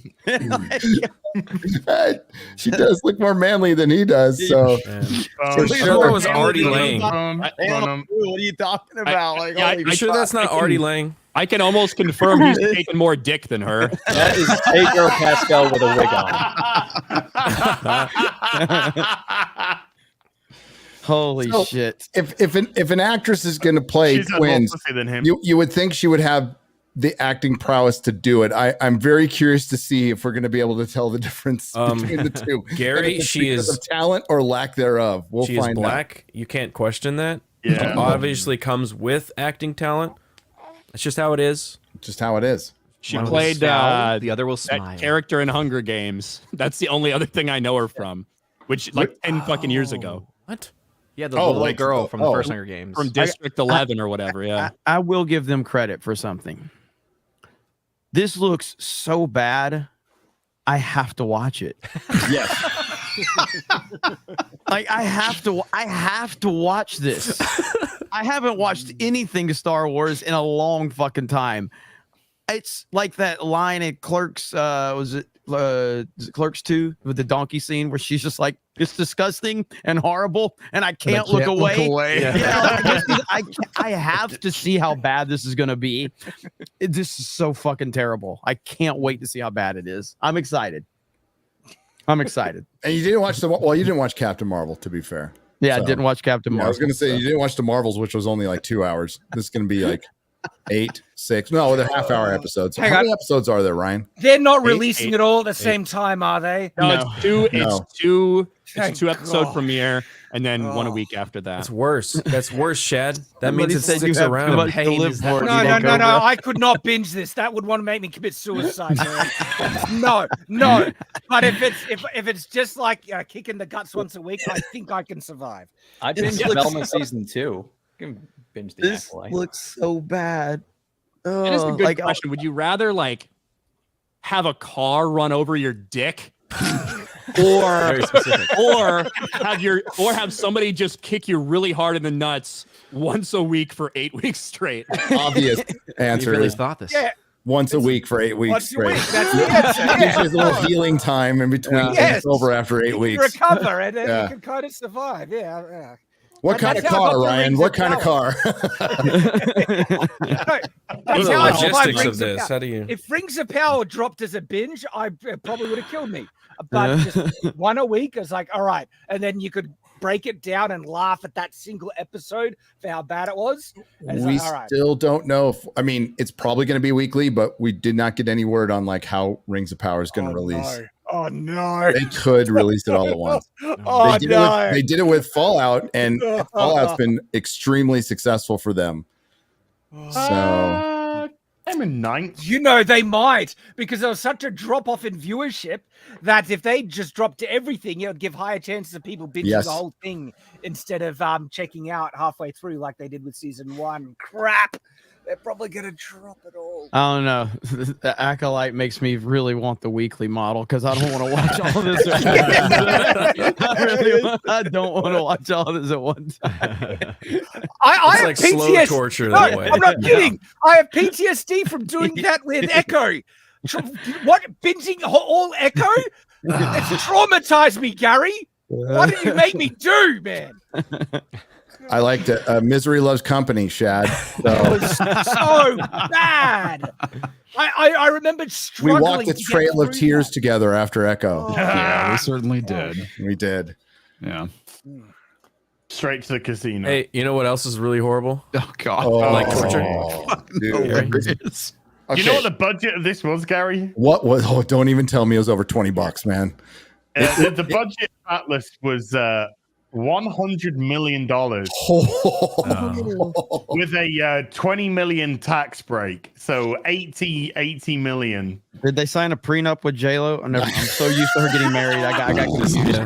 I'm so used to her getting married and divorced that her payment was an engagement ring. There's a lot of instant regret after a relationship with J-Lo. So. Always is. Worth it. Oh, got a big booty. This is the mech with pronouns. Yes. Okay then. Wait, how did it know I wanted coffee? I'm sorry, but my pronouns are she and her. Oh no! How did Mark Mark's beyond strong gravity at face. this point? It's Oh my fake. god! Mark, why are you there? This you hardened machine of war is just like, oh, I'll get you a coffee. So now you're not going to be surprised at all. Did you catch who produced this as? Oh no, I did not. Greg Berlanti. Greg That's Berlanti. why it was so gay. Yes, Greg Berlanti of CW fame, the network that never earned a penny. Yeah. While all of his superhero movies were on. Greg Berlanti. This is part of his deal with Netflix. Why? I know that J-Lo was a producer as well. They changed that, Garrett. They so did? her scream. Yeah, they muted it in the movie.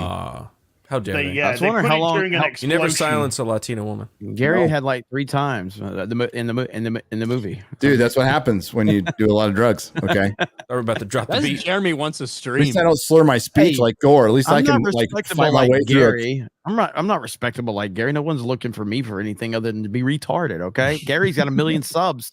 Yeah. He's classy. Whatever retardation sells, obviously. So It's a spectacle. It's like a freak show a little bit. Didn't help Atlas. So Can I give the plot of this film, please? Go for it. Oh, let's hear it. Yeah. Okay, so the plot of this film is AI. AI have destroyed a lot of well, they haven't not destroyed a lot. They killed like 3 million people. You go to war with and then they fucked off to another planet because they were defeated by I don't know pot noodle. And then ICN, the International Coalition of Nations, joined together to fight the AI people. Yeah, like I said, pot noodle. And so 28 years have gone by since that happened. And the humans can nip from the Milky Way to Andromeda in a split second. Work that one out. And so they find out where the person, the Simu Liu, is hiding. And they decide, because we can send ships in the blink of an eye to go to another galaxy, we'll send one ship to go and try and capture him with 5 people on. And then the 5 people get into their mechs, and the mechs say, my pronouns are him, her. And then they fall out, get misgendered, and all blow up. Everyone is, all the men are trap. It was a trap. It was a trap. That's actually the plot of Geely. All the men are black apart from it's Mark not Strong. far off from being the plot of every J-Lo movie. It's J-Lo being abused and learning how to love again. Okay, that's pretty much what it is. Yeah. The pilots are made up of lesbians and black men, and Mark Strong's the And an only white albino black woman. I don't know why you're laughing. This is reality. Yeah. J-Lo doesn't know she's there for research purposes, and she gets stuck in a mech that she doesn't want to bond with because she doesn't trust AI. Because she's the foremost expert on Simu Liu, who is the AI fucking big bad, because he used to be an AI that worked like at her house. Her mother was like the person that invented all this AI shit. And J-Lo remembers him like while she was growing up and shit. So she's there as an agent because she knows the most about this fuck. They're trying to take it. Yeah, exactly. She's a researcher. And the way that Simu Liu was bad is because her mum made Simu Liu and then decided to make a coffee. And then when she went off to make a coffee, Simu Liu said, hey, I like to learn because I'm an AI. Why don't you stick this neural link in your head and I'll learn everything from you? So she goes, all right, then. So he sticks a neural link on her head and then discovers J-Lo has flashbacks to nuclear wars for some reason. And he's just like, I'm bad now. You're going to all kill yourselves. so I'm gonna kill you all. And I shit you not, there is a sentence in this film where he says, "We are going to return to Earth and massacre you until there's only a few left, and then we're gonna take them under our wing and create a beautiful new planet." And then the next sentence he says, "We're sending the ship with carbon nuclear bomb carbons, and it's going to destroy all of Earth and all of you." I'm like, wait a minute. What, the last sentence you said you were going to kill most of them, but keep some of them alive. Then the next sentence, like, now killing everybody now. Just next sentence. And then his arm falls off. Yep. What? Then they find out there are Asians living in the basement. There's a dude that keeps saying in the film, "You can't kill me." Okay. It gets killed a lot. And the key, I guess what they're trying to drive home is that because J-Lo saw what happened when her mother tried to advance AI and shit, she's incredibly fearful of it. She doesn't like the neural link. She doesn't trust. She pushes back. But because when they get ambushed and she's forced inside one of these mechs, she rejects having to actually do the link, even though that's the only way she can really operate this thing proficiently, because she's scared of it. It's J-Lo learning how to love again. That one review was not fucking wrong. So she's an abused person who has to like realize that like for her to get past her trauma, she has to talk about it. And the whole thing is about her linking with her AI, and they don't 100% link until she gets past her trauma. Again. By the way, I mean, we all have trauma, but like 55-year-old J-Lo still feeling bad about dad leaving when she was 8. It's like, get over it for one. Hang on. And then this whole fucking movie is her sitting in the cabin slowly linking with the fucking AI for like 30 minutes. So what as told you the exciting bits. This is supposed to show the, again, acting prowess of Jennifer Lopez sitting in a cockpit talking to an AI who's just reading shit for 30 minutes in this movie. Wow. It's a struggle. The vast majority of it is her sitting there just lone, like Tony Stark almost as camera of her inside the cockpit of the mech named Smith. Yeah, and she falls in love with it. The most unrealistic aspect of this film was J-Lo was playing a 38-year-old. Well, I took away that her mom wanted to build a boyfriend, like ignored her husband and build a boyfriend, and this is what you get. We need women in STEM. Let's go. I like how when she was interrogating that black guy and like tricked him into revealing where it was and then used her magnet to just fucking kill him. I assumed that she was going to get in some kind of trouble for that. That was like their real only lead. So let's just hope she got it right. And she walks in there with just applauding her and shit. They're like, great job on that interrogation. Like, the fuck? She just straight up murdered that bitch. You could have asked him a lot more shit. I know, right? I just thought of a better description. J-Lo's mother's vibrator betrays her and trying to get past the trauma. Gotta learn to love the vibrator again. Vibrator. It could happen. Oh my God, this is a goddamn nightmare. I know. Hey, that was after she broke her leg. Yeah. She fell over and nearly died. Okay. At the end, when the fucking mech falls over and she's just dead. Dude, is there artificial gravity inside that mech? Because she should have been jelly by the end of that. There was no artificial gravity. Remember, the gravity on the planet was 1.4 times normal Earth gravity. So she should have really been fucked. Yeah, And when she got ripped out the mech, they said, you've only got 11 minutes of air left or whatever, 5 minutes of air left, and then you're going to die. See you later, sweetheart. We're going to blow up the world. And then the guy who's next to her, who's been ripped out of his mech for a whole lot longer, is just fine. He's just alive. Yeah. I'm like, what happened to your fucking... Did you just bring shitloads more oxygen and J-Lo didn't, or what? How's that work, mate? And he's just like, I'm just going to blow these barrels up and kill myself because I'm way too good for this film. You just see Mark Strong in this thing, and he's just going, hey, the check was really good. You can see it in his eyes. He's dialed it. Mark Strong dialed this the fuck in. He did 1 day's work. I swear to God, he did 1 day's work. He's like, whatever. I needed a pool in my second house. Those expedition dumpers at the beginning, I was like, what is this? It's like, hi, we need to bring in Atlas Shepard. Atlas Shepard is the foremost proficient person in the IX technologies of the. I think she's a loose cannon, sir. Well, I think a loose cannon is exactly what we need on this mission. Yes, sir. I think it's gonna compromise because she's all fucked up in the head. Well, being fucked up in the head actually means that she's dedicated to the job, and I'm like, what am I fucking listening? That's pretty much how it went.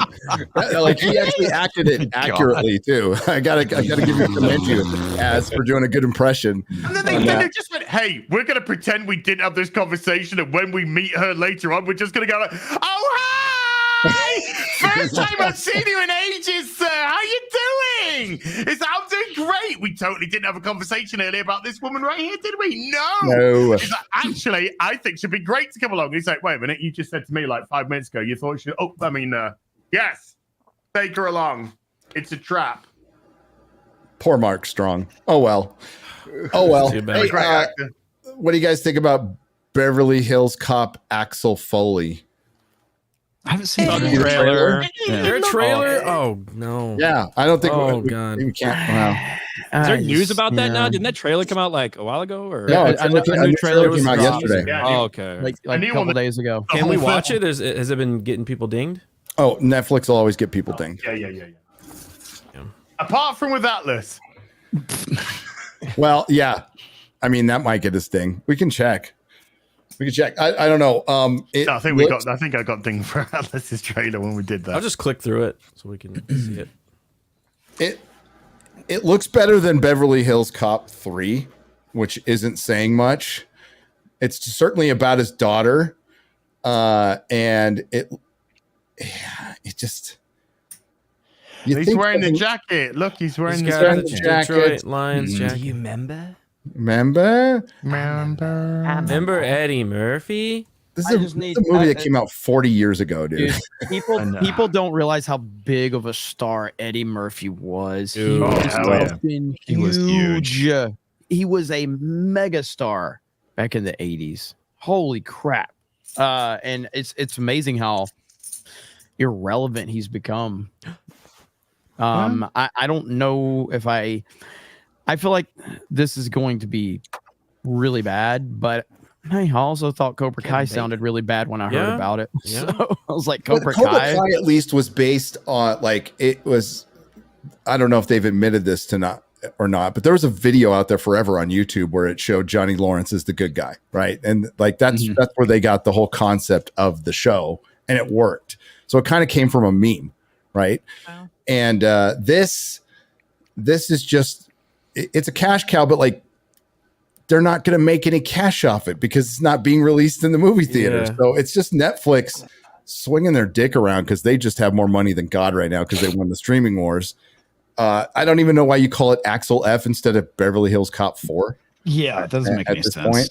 Yeah, that's I don't like the title. I mean, because the music, that's what the song's called. Yeah, the song that came out 40 years ago. I'm always here for Eddie Murphy, renaissance, but I just don't know if this is it, Chief. Dude, that's not going to happen. I mean, when he started making the family films is when his career tanked. Well, and then he came back and did Coming to America too. And that was awful. Oh, I don't know. Like Donkey is his most memorable role for me. Yeah, that's recently, central Eddie Murphy role now. The most, if I gotta think about that, the most iconic Eddie Murphy role ever.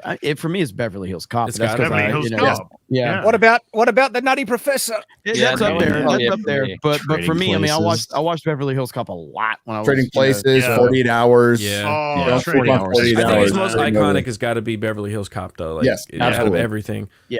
The Golden Child, that was a great movie. Oh, that was really. I love Golden Child. I feel like you really lost it when you stopped banging transgender hookers. It really worked for him. I mean, honestly, that's when things did start going downhill for him. Yeah. Yeah. He needs to get back on that horse quickly. I think you guys are not seeing it from the right perspective. It's not when he That's stopped. what It's he the said. fact. Harlem It's when Nights was good. everybody. It's when Oh, everybody yeah. found out he was banging transgender hookers. Is where it started going downhill for him. If you'd have still been funny, no one would give a shit. That didn't happen until you get caught. Okay, Honestly, Jeremy. I feel like in the 2000, like early 2000s and after was when he wanted to I remember hearing shit like he wanted to focus more on family-friendly stuff and stuff Right. that his kids could watch and him be okay with them seeing. That's when he started doing Dr. Dolittle and Daddy Daycare, Daddy Haunted Daycare. House, shit like The that. Haunted Daddy Daycare was a pretty big, a relatively big hit. I mean, it's not like a mega hit, but I think that was a Made a pretty second one. successful movie. Yeah, I thought that was pretty successful, if I'm not mistaken. And then what was that? That one Pluto. Tower How do you Heist. go Pluto from Nash. Raw to Fucking Haunted Hey, Mansion. Well, yeah, Haunted Mansion was terrible. Yes. it was terrible all the way through. I mean, it was They just made awful. 2 terrible Haunted Mansion movies, apparently, Yes, or they at least did. one was better but didn't do as well. Yeah. Oh, Norbit, that speaking was another about- one. Norbit. Yeah, That was the Norbit. one I was thinking of. Norbit. Yeah, Norbit. Yeah, I don't think I saw Norbit. You guys excited for Happy Gilmore 2? No. Is that really? No, Wasn't happy. Yeah. Gavin's coming back. Yeah. It's gonna happen on Netflix. Yeah. Shooter McGavin's coming back. I will say I do have a soft spot for Adam Sandler movies, even like except for Jack and Jill. That's about the only one. I can't that deal one with. was when I That was like, oh my god, what Yeah. are you doing, man? Like they are bad, and I have no problem. Like Grown Ups. I like the Grown Ups movies. I like a lot, but I don't know, man. Happy Gilmore is iconic. Yes. I mean, it is iconic. And even going back to that, I don't like that. I don't like that idea at all. So we'll see. I am like That's only intrigued 30 by it. years old. I'm intrigued so. by it. Yeah. Yeah, I mean, instead of 40. I'm going to watch it because I do like Adam Sandler movies. What was the Hubie Halloween that came out a few years ago? Is that what it's called? I really like that one. I enjoy Weird, that. Like some Halloween show. Yeah. One of him in the jewelry store. So I like Adam Sandler. I do. He's got some terrible movies, but I just enjoy him. I respect him because he makes terrible movies, With so his he can go to Hawaii with his friends. Yeah. That's dope. Doesn't go I mean, the Dumb and Dumber route, like or the Dumb and Dumber 2 route, not the prequel. No, because that one just kind of recycled all the old jokes of the one that made it successful, and it's just it's hyper repetitive, completely unnecessary. I feel like Kind of that's like what he would do. Zoolander 2. Like we're like, oh shit, Zoolander 2, and then we get Zoolander 2. We're like, oh fuck, Zoolander 2. Can I ask you a question? Is there a Zoolander 2? Yes. Yeah. Wow. It came out like 8 years ago. It was like a long time ago. It was quite like terrible. Anchorman 2. It was an Anchorman 2 as well. Yeah, that was trash. Oh, that was terrible. Especially for shit that comes out like for comedy movies that come out with sequels 20 years later. It's so hard because comedy is just so different. You know what I mean? Like comedy in the 90s, it's fucking awesome. But if you try to make that today, it's gonna feel weird. Because like comedy has just changed, phrases have changed, things we find acceptable have changed, right? I mean, not for a lot of us, but for the vast majority. So they shy away from some of that stuff, but still want to give the same type of vibe. And it just ends up not feeling right. Feels out of place. Speaking of sequels that no one asked for, have you guys seen the trailer for the next Bad Boys film? Unfortunately. Bad Boys. I don't think it looks terrible. Martin Lawrence looks like Martin Lawrence looks like a fucking AI version of him that's being like held together by his friend. He does not look great. That was the something only happened to him. enjoyable part of the trailer for me. If I am tempted to watch that, it's only because of Martin Lawrence. I really do not give a crap about Will Smith now. He has not done anything to earn my attention back at all from the slap. So You just had so much respect for him as a person, and that's just gone, huh? I just can't watch this man. No, the amount of bullcrap he spun after the slap, and then he was like, "I'm a river to my people" and stuff like. Oh, come on! Well, he had like a believable charm facade that he destroyed, and it's hard to watch him in movies, even movies that he did before, and still have that same like, "Oh, that's Will Smith." Like he's a great. Oh no. Yeah. No. I literally just know these he people are wrecked pieces himself. of shit instead of being tricked by the public-facing image they put out there. I'd rather them shut the fuck up and just play characters on screen that I can like. That'd be great.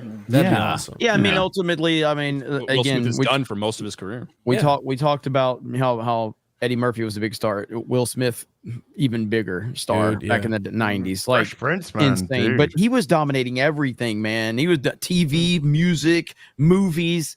He was like the triple crown of an entertainment, legend. He was crushing it. And then I don't know where it kind of started. I feel like After Earth was the first time I realized that he's really going downhill. Remember After Earth, the M. Night Shyamalan movie? That was awful. And that one flopped hard. Yeah. Big time. And I was like, holy shit, maybe he's done now as a star. Because that was the first movie, and maybe I'm wrong, but that's the first movie I remember seeing that just got no traction whatsoever for him. And What was that one where there was like a box with a button in it? If you pushed it, it killed somebody around the earth. Is that what it's called? The box? It's called The Box. I don't think. There you go. I should have known. But he was in that. I don't know if that did well either. Hancock was like some hit or miss. Hancock. I thought Hancock was me a huge hit, and it turned out to not be that big of a hit. Wild Wild West. Wild West. Well, he rebounded from that. Hancock, he did rebound from Hancock that. actually made more than we remember. It was 150 million budget, made 629. Wow. Oh, damn. Yeah, I didn't remember making it that much. Hancock was the most sought after script in Hollywood for many years. Now they vastly changed it because it was about a superhero who couldn't get his nut. That's what it originally was. Like that's what it was all about. And it was a lot of people were out trying to outbid each other on that. So that's why it's called Hancock. Hey, Furiosa was in that too. Ultimately, for Will Smith, what did more damage? It was not the slap. It was not even the fallout from that. It was all the Jada Pinkett Smith stuff that came out after. Like, that is true. That truthfully is what, for a lot of people in their eyes, like, oh man, that's fucking pathetic. That's sad. Yeah, more it really so than is. him just losing his shit and slapping Chris Rock. Oh, the slap was the culmination that seemed to have. Yeah, I feel like it was kind of of tied into it. I feel like that this slap, because of the connection to all of that too, was just that was the kind of the end of it. Yeah, this made him look like a complete bitch at that point. That's what I mean. I'm not talking like it was not this 2-second act of violence against Chris Rock that damaged him. No. Yeah, but that was kind of all the the end. You story. could tell J.J. Abrams did not write Will Smith's story because we got a proper payoff to that disaster. That was an ending. Yeah, that was a proper ending right there. Looking at his filmography, I think that his production, his role as a producer on The Karate Kid with his son, I think that's maybe that early sign that now things are starting to go down. And then there was the stories of like, and again, I don't know if this was ever confirmed or not. I remember there were stories like with the Independence Day, the sequel, where he had all these demands of having his kids featured in the movie, and they were like, "We're not putting your fucking kids in the movie." So he said he wasn't going to be in it. I don't know if that was ever confirmed. I know those rumors were out there. Yeah, there's rumors about that. Yeah, and that sounds I could believe those. Yeah, I could absolutely believe that. Absolutely believe that. Because he was pushing his kid in all those movies for like a while, and that was bad. That was so horrible. that was Nobody a huge should ever trope. have their kid on the show with them. It's really I know. At least you got your tit out, so that's okay. They're not out. They're in.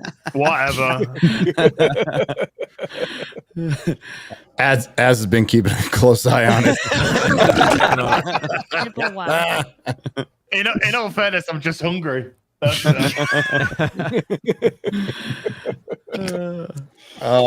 Enemy of the State. I remember that one too. Enemy of the What was State. Gemini? Is that Gemini was Gemini recent, Man. yeah. Gemini Man? That's right. Written by Dan, not of Dan and Vast? Dave. Oh, not Dan Vask. Yeah, It's like They're way it worse. was Yeah. written by It wasn't Midnight Cowboys. All right. When did Will Smith peak, you reckon? Was it The Pursuit of Happiness? iRobot?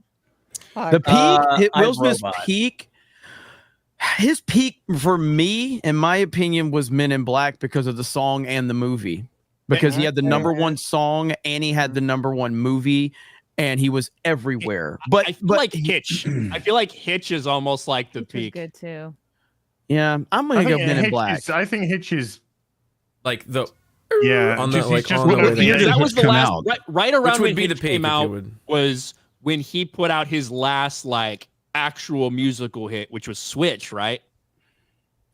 That's the last thing I remember from him that like got a lot of play. Yeah, probably. That's yeah, probably like 2005, 2006, something like that. So I did laugh at roarously at Family Guy's PC Will Smith piss take.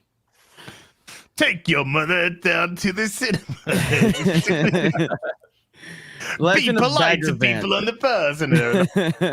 Legend of Bagger Vance is great. Yeah. iRobot is fucking fantastic. It though, is Chad. good. That is a Yeah, highly I love like that movie. underrated movie. But I just mean in Fucking terms of his phenomenal. star power, like, and when did the Miami song come out? Wasn't that around the Late Men in 90s. Black? That was It was around around Men in Black. 99-ish or something, Was right? it? Yeah. Was that It was like on the same around Men in album, Black? wasn't it? Was that in like Men in Black 2 or whatever? Like Men in Black was 97. Men in Black 2 was 2002. Okay, because I remember, so he had Men in Black, and then he had the Men in Black song, then the Miami song, and at that point, that was where we were dealing with peak Will Smith. Yeah. Like he was everywhere. Miami was 97, so that was early. Yeah. Okay. That he was everywhere at that point in time. I was like, dude, this guy. And this was coming off of like when he had Fresh Prince, and I don't remember what year Independence Day 96. was. 96. So yeah, so Wow, you're that talking old. like those like mid to late 90s, man. Will Smith, I think that was his peak. Yep. Yeah, I'd agree with that. That was 30 years Bad ago. Bad Boys 2. Mm-hmm. Dude, Was I- crushing Bad Boys it. 3 did well. Like it came out right. That's COVID like year. to me. That's like his ascent, right? He started like blowing up. Look at from 2000. All right, so 2002, Men in Black 2. 2003, Bad Boys 2. Yeah, 2004, yeah, yeah, iRobot. Hitch in 2005. Pursuit of Happiness that's where he was like Oscar. really. That's where he really garnered like His acting ability. Critical. Yeah. exactly. That's where Yeah, like and hit really the all started stratosphere. going. And then Yeah, 2006 was, or sorry, 2007 was I Am Legend. That was God. That was huge. yeah. That's why I'm saying like I feel like Yeah. that is his peak when he was like just Yeah. so respected and Don't get me sought after. started on like, that all the- movie. Yeah. He was have crushing any it like misses in that period of time, like between like 96 or 97 with Men in Black and all the way up through Hitch. Like I don't even think he had a miss that didn't have like $100 million box office. Yeah, at least. you're right. yeah, And he then- was crushing it. Wild West. Jada Pinkett Smith But crushed no, it. even Wild Wild West, even that was, did well. 101 Wasn't or July something. 4th Yeah. like his release date? Like they said, that's Will Smith's release date was a July 4th movie for a long time. Yeah. Crazy. What And do you now guys he's like, think hey, of don't that? show anything on Such a social racist media. nation, by the way. Such a Like, racist yeah. nation. Yeah. Like he was so big at the time. He even like over like the Eminem diss of Will Smith don't have to cuss in his records, but I do. So fuck him and fuck you too. And you know, and he was kind of like that was the first time Will Smith had taken any criticism from anybody. And Eminem was when he still had his balls. But he was crushing everybody. But even then, you couldn't touch Will Smith. Like he was such a star, man. His Would you guys first- agree that this is Pursuit of the Happiness was bomb. his last good film? Let's say his first box office bomb when he actually like failed completely was After Earth. That was the Yes, first time that he yeah. ever filmed. And that was I mean, 2013. Happiness I think that's is where a the good decline movie. started. Chrissy. Yeah. I saw Pursuit of that Happiness being was a filmed. really good movie. Really good movie. Yeah, the Mission Inn wasn't far from my old house in San Francisco. So I was driving back from the comic store one night, and there's fucking Will Smith standing on the corner of like a shitty part of like where Daly City meets San Francisco. I'm like, what? That cannot be fucking Will Smith. Just acting his was. ass off, just crying on that corner. Crying. He was No in cameras Bright. around. Yeah. I love Bright. Bright. I He love was good in Bright. Bright. He was good in Bright. Absolutely love Bright. Unapologetically love that movie. So that might be his last good movie right there. This is the gay black rapper segment of the show. Are they, his portrayal of Genie in Aladdin. they're doing I Am Legend Part 2, right? Do I know? Yeah, they're making that. They Yeah, are? in They're doing, like, a production. part yeah. 2 of I Am Legend. Is They're going he in with it? the Is he in it? yeah, because they're not going with the theatrical cut. They're going with the alternative ending. Yeah. Huh. Yeah. It's called I Who wish, Was I, Legend. I wish they would have gone with the adapting the book properly cut. But Yeah, they should have done that. I've got a great title for Will Smith. You want to bounce back Will Smith? All right. Flop. It's called Will and Jada Smith. And then the bullet that Tupac dodged. That right there, that would be the greatest movie ever. That would get everybody talking. Everybody would, like, oh, Tupac is, talk about how Tupac's, legacy survived because you either die a hero or you live long enough to see yourself become the villain. There you go, right there. So that was death to get away from Jada. you just got He's actually living in Hawaii right now, happily. Oh, we found another album from him. Yeah. laughing. Oh, here's another one from the vault. Oh, yeah. How many how many Credit albums? me? Oh. How many albums came out after he died? Oh God, there Jeremy was knows. a lot. Well, no, I mean, Six or Machiavelli something? came out Machiavelli released after he died. but that was something that he was already in the works on.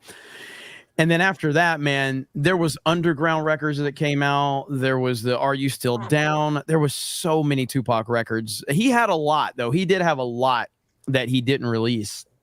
But I lost count of how many albums came out after he fucking died. And then you had, you know, a lot of them, like Changes became like one of the biggest hits he ever had. And that was after he died. And that was kind of remixed. They did a lot of remixing to the songs that he had in the chamber that made him sound a lot more pop friendly. 8. I think Tupac would have 8. Is that what it was? 8. So there was a lot of pop remixes to a lot of his songs that I think that they worked on that even went bigger for him after he died.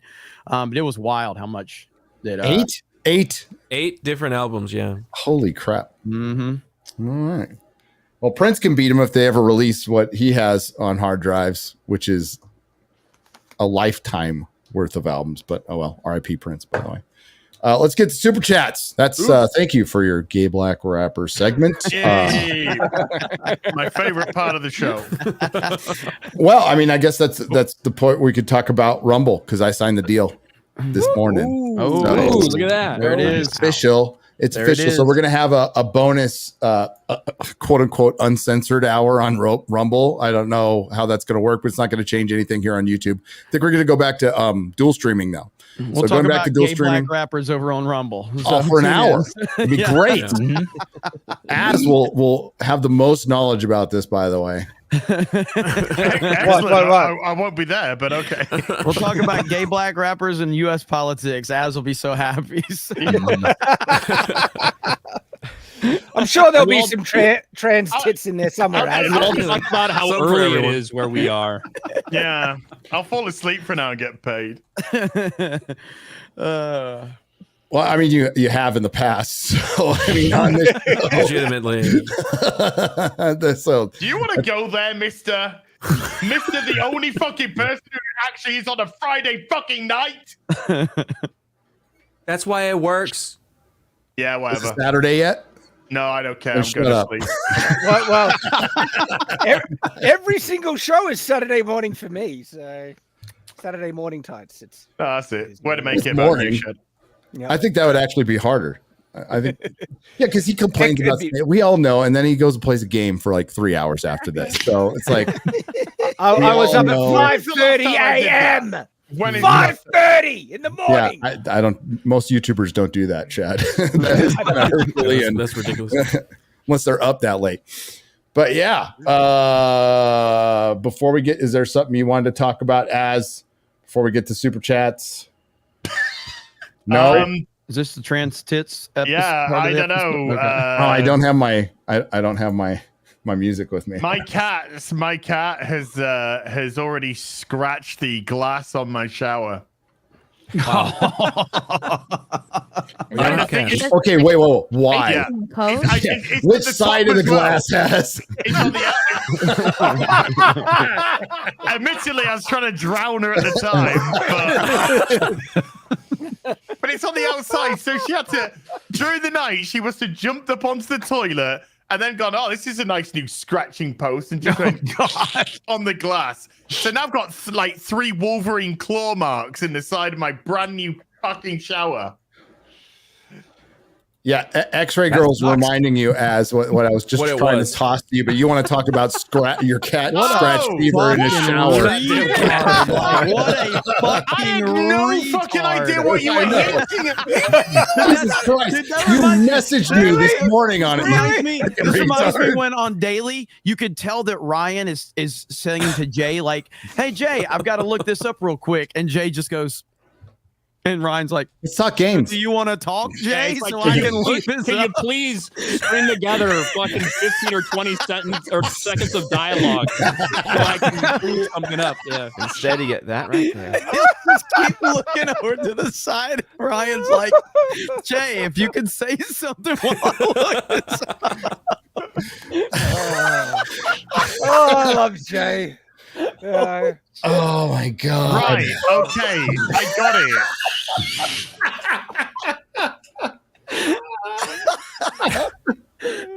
it. didn't know it was fucking happening. I was tuning out. He was talking about his damn cat. As what do you want to show? I don't know. It's got something to do with this, I think. Yeah. There we go. Yes. Okay. I had it waiting. I was waiting for you to freaking. I just thought Gary was being a facetious twat.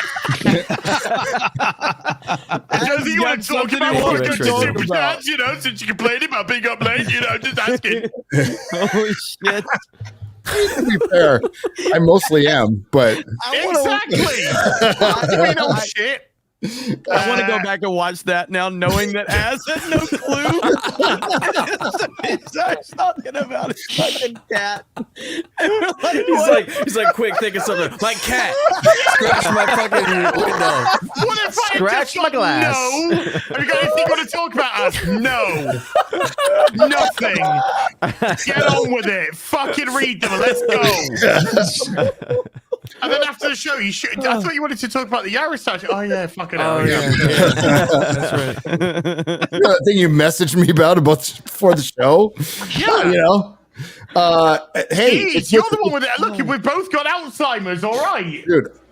I'm there with you, man. And I know. I can't wait for us to go watch Star Wars for the first time again. Fucking great. It'll be maybe great. then we'll actually enjoy it for once. I don't know. Shit, that was That's funny. George Lucas, revolutionary. Yeah. Well, this is another available. one. This is available now.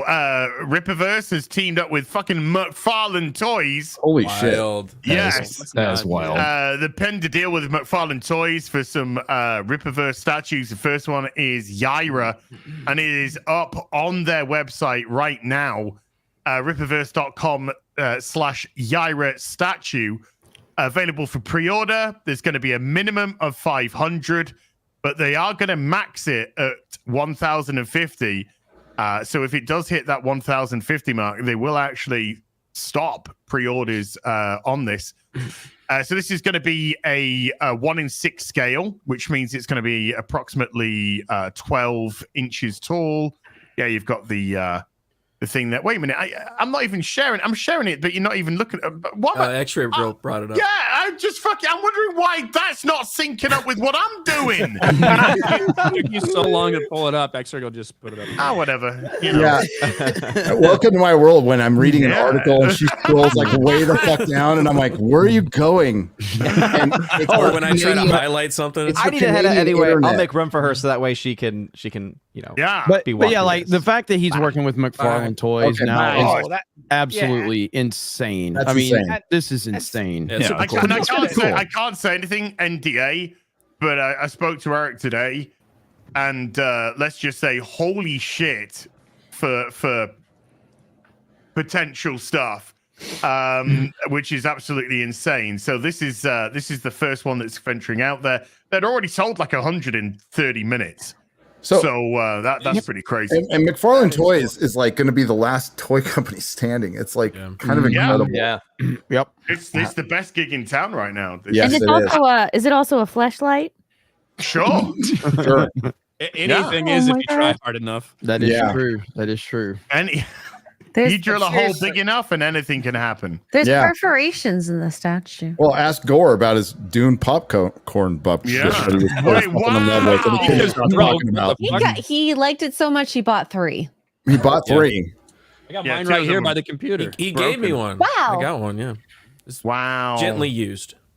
Yeah, but that's oh no. So there you go, Yeah, look at chat. that thing. Available pre-order delivery looking at Q4 to Q for this year, Q1 of next year. Oh wow. There you go. The statue looks great. We've all looked right in the eye of one of these before. No one needed to see that up close. Thanks, Ryan. Yeah, thanks. It's like Appreciate the 4K visual porn, aid. wasn't it? Yeah. The visual aids right there. Oh, We're gonna Dallas start- Meetup as well. Oh yeah. Sorry. Rippaverse Dallas Meetup for the Dallas So Fan Expo Mhm. coming up pretty soon. Are you going, Jeremy? I am going. Oh, he did say that on the video. So I did. Yeah, probably fucking should have retard. known that. Yep. Locked in. Yay. Guilty as charged. Yay. Apparently, I'm going too. So no, I'm going. I'll be there. Yeah, so Dallas gonna be cool. Can't wait to see everybody there. So that's going to be awesome. Yes. RSVP is in the description if you do want to go, and it is free. Okay. Yep. Come chill. Come chill. Hang out in Dallas, Texas. Yeah, we'll close down another bar. It's not been a good track record. Yeah, we do not have a with everyone we've been to, they're like, wow, this is amazing. We love to have you guys. We never have business like this. And then it's clear that they don't when we leave because they fucking close their doors. Yep. Yeah. Next time we'll just pick a place we hate. What would that be? I have no idea.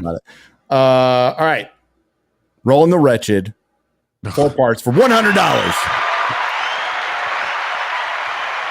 I'm not going to yell because I have no idea what the gate is doing on this. Is it sounding okay? Does it sound it sounds great. It sounds fun. Yeah. So Firefox. Not a good browser to work StreamYards on if it's not in OBS. Just might want to note that. I'm going to note that down. You live, you learn. Yeah, when I was setting up today, Ryan, I have now I've forgotten so much shit when I travel that I now have doubles and triples of everything I fucking need. So at least equipment wise, I've got it down. I just now have to figure out how to use the equipment when I travel. It all around with you. You got so much more shit to actually. I know, dude. I have so much more than I need, right? But it's all backups of backups. I have like four link. It's so ridiculous. 4K cam links. Yeah. Yes. Happens every time. It's the shitty travel shit, but it works, right? I know it works. Right. My mic is like really fucking bad, and when I first start talking, the gate is weird, so I have to like say something and then start speaking, or else it cuts it off. But I know it's shit, so I just do that whenever. It's like Tourette's. Just go, cocksucker motherfucker, and then I just end up saying in a very like deadpan voice. I say check. I just go check. Yeah. And then I do it. So when I'm fucking editing, I sound like retarded because I'm just kind of like, check. So George Lucas, like the people that are like listening to me have to, but they probably hate it because I'm screaming profanities about Star Wars and Marvel in the hotel next door, but they probably don't understand the check part. Yeah. Screw them. Rolling the Wretched, 4 parts for $100. I have been going around to all my favorite YouTubers, spelled with a U, and telling them that they need to get on the black gay bandwagon. Look what it's doing for Doctor Who and what it will do for the Acolyte and Assassin's Creed. You could have tens of live viewers here, maybe 5. Now you have quarter black, 3/4 gay panelists, but that's not enough. Happy birthday, Garrett, by the way. Happy belated birthday, Garrett. Thank you. How old are you? 33? 33. The Lord's age. Punk. Yeah. When was your birthday? Yesterday. Oh, happy birthday. Happy birthday, Garrett. I really think you missed out when you passed on Frosk, so you should nail this one. Maybe you could put Jeremy in blackface and have him speak in a Brit accent. That would still be better than Shooty. He'd still be a better doctor than Shooty for sure. That way you would have a Brit representation covered moving forward instead of having to import it. Hi, X-Ray Girl. I don't drink tea. The microwave thing just fuck off. It's just me taking the piss out of I think tea is for the sick and the gay. I completely agree with that. All the time. Are you calling me sick and gay? What's a sweet tea in the South? Oh, okay. I guess I'm sick and gay then. Sweet tea is like sugar. It's just sugar. I've never had Southern sweet tea. You moved to Texas, all right? Don't you talk crap about sweet tea, boy. It's overrated. All right, boy. The whole pinky thing is super gay, by the way. Hi, Ian. Hey, Ryan. You're gay. Today's read is Isaiah 5:22. Woe to those who are heroes at drinking tea. Hail F&Q, Fellowship, Mods, Chat, Baby Thor, and Pizza Time Hawaiian Pizza. Dan Vosk gaily made 1 million subs. Oh, yeah. Congrats, Dan. Hashtag sub Nerdrotic. Until next time, so long, gay boys. So long, gay boys. Legalized Adulthood has gifted 40 Nerdrotic memberships. Damn. Holy shit. Oh, that ended quick. Sorry. That's what she said. 48. Neil Oakley has gifted 20 Nerdrotic memberships for $100. Hail, Neil. Not Another Dime has gifted 20 Nerdrotic memberships for $100. That's a hell of a lot of dimes. And Uncle Pickle. That's the kind of uncle you just kind of wanted to keep your kids away from, Uncle Pickle. For $100 donates it. Doesn't say anything after I insulted his name. I'll be real. Like, here comes Uncle Pickle. It's like, oh, shit. Don't leave him alone with the kids. Yeah, don't leave the kids with them. Yeah. J-Dog and Lincoln for 50. Hail to the Fellowship and the cast and the crew of FNT with... How am I supposed to say this? Shitty crappy. Gatyas. Shitty Gatyas Yeah, doctor. thank you. Okay, that's pretty good. Thanks, Ryan. Being so progressive, do you think he'll go meet Muhammad? End part 1. Let's see if Gary reads this like Ron Burgundy. Well, you put it in end of part 1 and then put a sentence after it. There's part 2. Oh, wait a minute. You set me up, X-Ray Girl. You didn't put part 1 and 2. It was a little devious. I kind of wanted it. You wouldn't have needed to do that. I'd have read it anyway. Come on. It's true. So part 2, if Shitty Gatyas doesn't meet Muhammad, maybe he will go to the planet Gaza to save the Palestinians from the Palestinians. Palestinians. And I can't even say the next one. Okay. What's happening Do you want right me to now? say it, or would that be also bad? I don't think it matters who says it Okay. at this point. From the jet suits. From the jet suits. Thank you, guys. Jay. We'll just say Jews from space. That's acceptable, I think. Either way, From the climatic rooftop scene as the final scene of his Doctor Who will be hilarious. Can't wait for Orlando. Yeah, Doctor Who is really bad. Stephen Moffat went and repurposed a bunch of his old work, brought back some of his other stuff, and it didn't help because it was really bad. And I can't take it anymore. I'm not going to watch it. I mean, it's just repeating the same thing over and over again. It's making the same mistakes as Jodie Whittaker. Like, it might dial it up to 11 occasionally, but like honestly, there's a point where it's just like, all right, you doubled down, and welcome to apathy.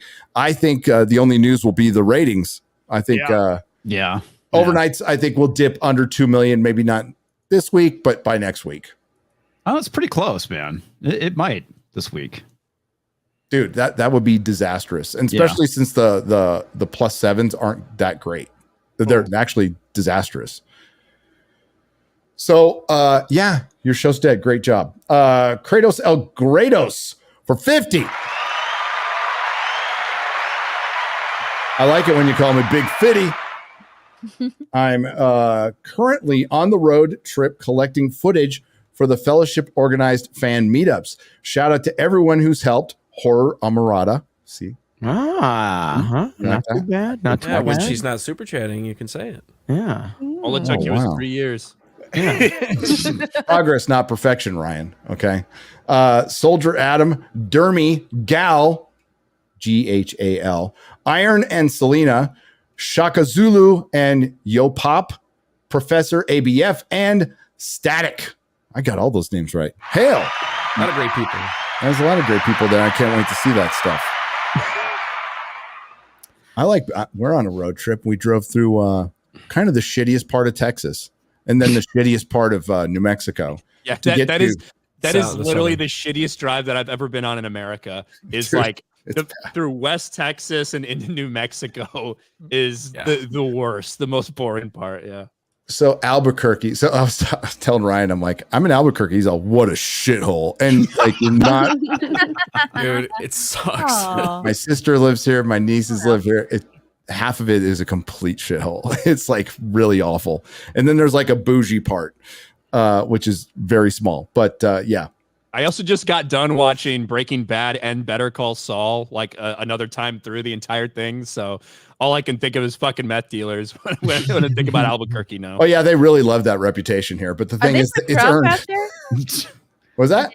Are they for Trump out there? Are they purple? No, this is a well, it's a blue state because of the cities, but it's like all surrounding areas are red, like the rest of the country. You get around the urban centers and it's blue, and you get outside of that, it's red. But it's controlled by Albuquerque and Santa Fe.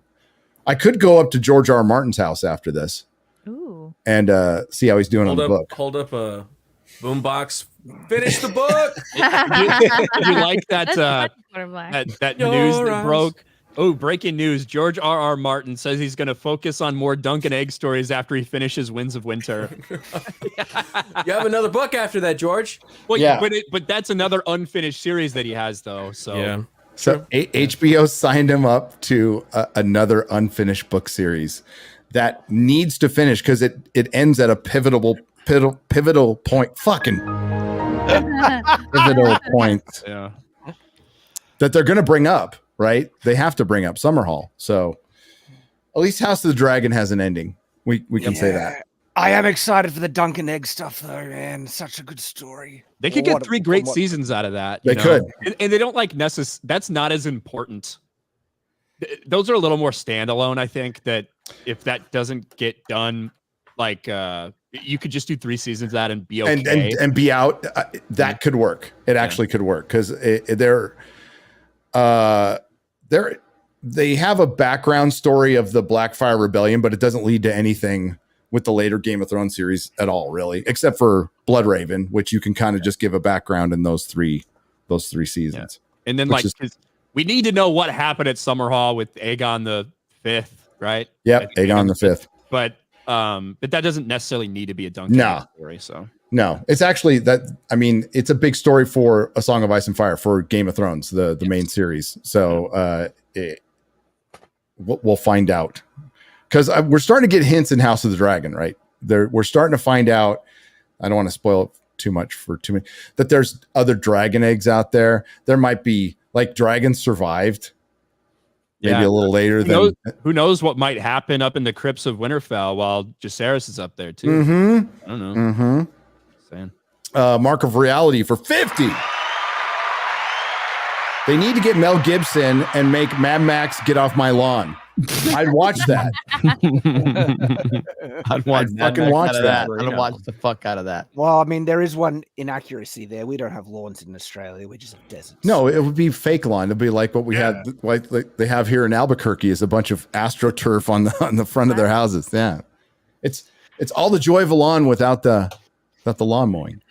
Unless the lawn is the outback and it's just like, get off the lawn.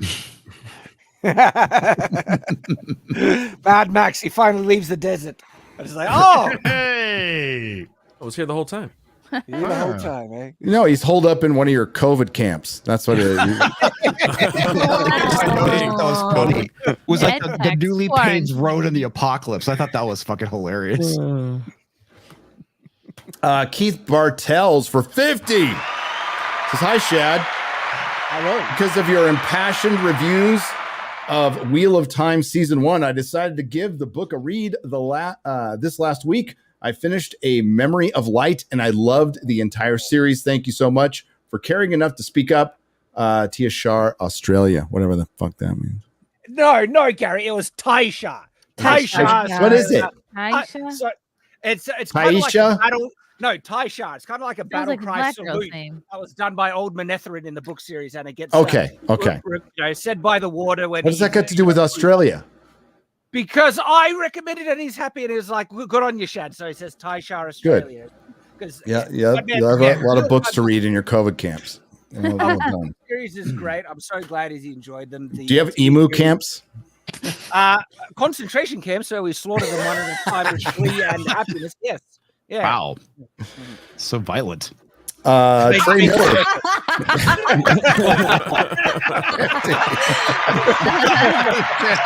Panel. Wow. Any thoughts on best casting choices for cinema? My list is 5: Will Smith as Muhammad Ali, Sean Connery as James Bond, Harrison Ford as Indiana Jones, Kurt Russell as Snake Plissken.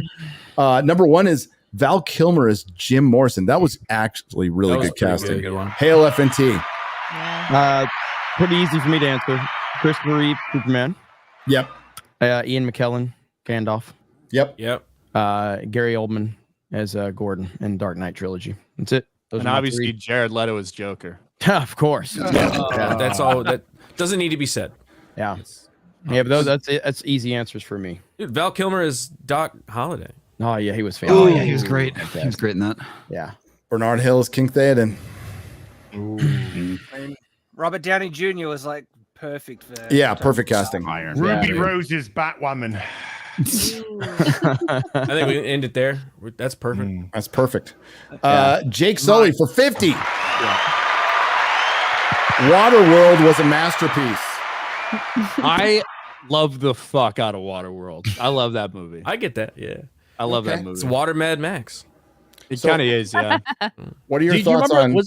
Was it what theme park was it that had the Waterworld like stunt show and shit? Was that Universal? Universal? Yeah, Universal. Yeah. God, that was so cool.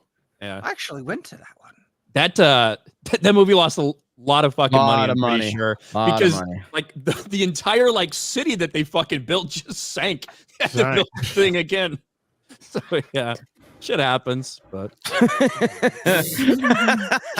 shit happens. Maybe not as much as Horizon might. Kevin Costner fucked off probably one of the most popular shows in the world, or at least in America, to go make his own 4-part cinematic Western. I respect the move though. He put up like $40 million of his own fucking money. Yeah. He probably lost his wife over it, but he was like, I care so much about this shit. Fuck it. I want to do it. So I really hope it's good. I like a lot. I do too. I want a good I'm Western. gonna see it. Well, just because the fucking critics hate it, that honestly doesn't mean shit. So Do you remember that movie where Kevin Costner's a fucking serial killer with like, who is that comedian? Dane Cook. I don't know if I've seen that one. No. Mr. Brooks. Recent. Yeah. It's called Mr. Bodyguard? Brooks. Oh yeah. I have seen Mr. Brooks. yeah. Yeah, So, I like, remember that. 2004, Yeah, holy or something. shit. That's a fucking crazy movie. I remember that like, now. I don't. Yeah. I don't care. The quintessential Kevin Costner film is Robin Hood, Prince of Thieves. Greatest films of all time. I fucking love that movie. I love it. Yeah. I'm 100% with you on that. 100. Hell yeah. I got that in 4K. I just watched it a couple weeks ago. Tell them we're Freaking canceling love it. Christmas. Comics, why did you laugh about that? I do. Oh no, because You whenever I was think talking of about that Men in movie, Tights. I think of Robin Hood Men in Tights. Yeah, and yeah, he's like, yeah. at least my Robin Hood has a British accent. Yes. British accent. That's why I laugh. Robin from Robin of Locksley. So Costner's in Tin Cup, which is probably one of my favorite sports movies. Of Good all movie. time. Like that's a fantastic with Cheech Martin, I think too. That's a fantastic fucking movie. What about Bull Durham? Bull Durham, man. Well, yeah, Bull Durham, Bull's Field of movie. Dreams. He Field does of a lot of Dreams. great sports Field of movies. Dreams. I feel like Tin Cup's probably one of the ones that's not mentioned as much No. because Probably golf, a gentleman's sport, as I love golf. The Postman now. How am I supposed to say this? Linko Kenobi. Linko Kenobi 1078 for $200. Linko Kenobi. Linko Kenobi. Dropping bombs. Hail. I'll try to get the name right, but I am retarded. What's up, guys? I saw Furiosa and it was good. And I was saying the same thing you all said. Have you guys ever played the Mad Max game? It was great. George Miller was talking with Hideo Kojima about making Mad Max game based on the films. I did a video on that. What are your thoughts? Hail. Fuck, that'd be great. I saw the game before. I've seen the game's game. dope. The game is legit. I've seen the game. I've heard it's good. I like Oh, it. really? I like it. Never played it. I'm going to put it on my wish list. Great. Is that where you're upgrading your car and shit and then go around? Yeah. Oh, really? Yeah, you're finding pieces and you're putting the interceptor back. Oh, it was, sounds that was cool. such a struggle to get through that shit. And then Gary, as if he knows shit about video games, is just like, oh yeah, that'd be great. I was aware of the Mad Max game. Okay, that's good enough. I knew it existed. Okay, I'm actually a Mad Max fan. fan. Kojima So is. Driving is my I'm specialty. something of a Mad so. Max fan But, myself. yes. You know. but Hideo Kajimoto or whatever the fuck his name is. You mean Godzilla at this rate? Hideo Kamikaze, Hideo whatever his name Nomo. is. Oh wait, he was a pitcher. Sorry. That's right. It'd be Henry Collins by next week. Haven't heard that name in a long time. I Hideo. met Hideo Nomo. Oh, Did you? Yeah, after he Show me got how really funny. fat and he was a coach. Yeah. Shit, Gary. That was funny. Yeah, I tried. That'd be great after you fucking butchered the entire super chat. He's like, yeah, it'd be great. Wasn't supposed to be here today, guys. I'll say that to Smooth the myself every week. DJ has gifted 10 Nerdrotic memberships for $50. Hail Smooth. And hail Linko Kenobi. I'm sorry I butchered your Thank you. super chat. Linko Kenobi's awesome. He's big. He's a big supporter. He's awesome. He's good peeps. He's got his own channel too. He's doing good work. Andre CR on the Streamlab side for 50. It's pronounced Andre. Well, then why not spell it that way? I've already been through this. Okay, I've already been through this with. I've already You don't been have through to tell people if it's I don't spelled the way. know where you get a yay a yay from Y without anything before it. Okay. And we're It not was talking bad- about it was- yay it or was bad when- Kanye. It was bad because Jay's the one that had to correct me on it. And I'm like, Okay, I will call it right now. What is Andre happening with an right now? RE from now on. Okay, no why. I always call him Andre CR, and no one's ever corrected me. yeah. Including himself or herself. Yes. That's how it works typically. Everybody else gets called out. For me, when I mispronounce people's names, they just fucking change them on the spot. They just change their name to match however I mispronounce it. Well, it's like looking at Shooty Gatwa's name and like everybody should know it's Shooty, even though it's GTU. It's like Gadoody, whatever the fuck it is. NCU. Yeah, it's like I would it's call Shooty, him duh. Cutie. I don't know idea. Yeah, in the first video I did about it, I think it was referring to as Nakuti Gatwa. Nakuti. I make it easy. Every time I refer to him, I say, gay black Doctor Who. Oh, people know what you're talking about. Very that point. clear. I say it just like it that. is accurate. Yeah. It's pronounced Andre, by the way. Also, with all this talk about Fury FLOPiosa or Furry Flopsa, I'll only say that I agree with Jay. Rename the Acolyte to the Alcoholic Light. What is that? Alcoholite. Alcoholite. I would just say alcoholic light at this point. Because that's what you'll need to go through this shit. Hail the 199. Jeremy is a fig. I agree with that. No, I got to go through it sober. You go through it sober, and that way you just really feel how bad it's going to be. It's going to be the Marvels of Star Wars. It'll just be something to laugh at. It's going to be hilarious, dude. It will be as funny as Leslie Headland's prayer. Very accurate. Yes. Like, how did I get here? So confused. I don't have my multiple screens on, so I'm like, what are they laughing at? Oh, it's a never mind. Tribish Thomas, it's Thomas with two M's, Tribish has gifted 50 Nerdrotic memberships for $250. Hail! Wow. Thank you. And the members, thank you. You will be getting the Clarkson's Farm watch party. We're probably going to do like the last 2 episodes, so you might want to get caught up. We're going to do that within the next few days. Probably when I'm still on vacation, because I like Clarkson's Farm. Clarkson's Farm, no, I won't shut up about the show. It's the best show on TV So by good. far. I loved it, man. I want more. I want more. Magnum Norris for $100. I'm Gary's obligatory Hundy super chat. The only thing gayer than Dan Vasquez ass pulling a David Hasselhoff down the beach, chasing that ass like it owes him money. LOL. Look at that. I'm gonna go drunk in a bathroom eating a burger. Oh, okay. Okay. That's what. Yeah. Is that what happened to your cat? I was gonna say. Might have happened before.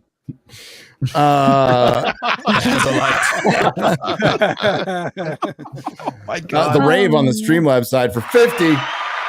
That's how I used to have my hair, by the way. You're supposed to send me a picture of what your hair looked like. I got it out the other day. Put it back up. I got it out the other day and then put it back. Put it back up. Your hair, I hope you're not. Hey, you're actually emoting better than she is. So well done. True. Thank you. Well done. It's my opus magnus. You look a little bit like Grimace. The purple towel on his head. Or Barney? Yes. I look like the Cookie Monster gone wrong. He ate too many cookies. Yeah. Like Barney eating Milli Vanilli. Fever dream. I'm asking the Jedi if they got any more sweets. You got any sugar? I'm just thinking about the aesthetics of that hairstyle. Like, I am a master assassin. I'm going to kill like very dangerous people, but I'm going to have the most fabulous hair that takes forever to do before I go out killing Jedi. Okay. Right. Interesting. Probably smells really weird. It's got bugs in it. And her sister that has not spent time with her has the exact same hair. Is there a really vehicle? Did she go around in a space U-Haul? Well, I mean, it's a Leslie Headland, former Harvey Weinstein assistant production. There's going to be some space U-Hauls there. Yeah. She's probably already broken up with her wife. Okay, speaking of smell, somebody asked how bad my store smelled. So Cold Brew for $10 says, Gary, be honest. How bad did your comic book store smell? It smelled wonderful. It smelled like old comic books. It smelled like fucking heaven. Also, can a Star Wars movie TV show work without the Jedi, the Force, Luke Skywalker, and the Empire, etc.? I don't think so. I think so. Doesn't mean it's going to have the biggest mass appeal necessarily, but you can still tell great stories and cool things within that universe for the proper budget. Well, they've been doing it for years in the comics and books, so why not?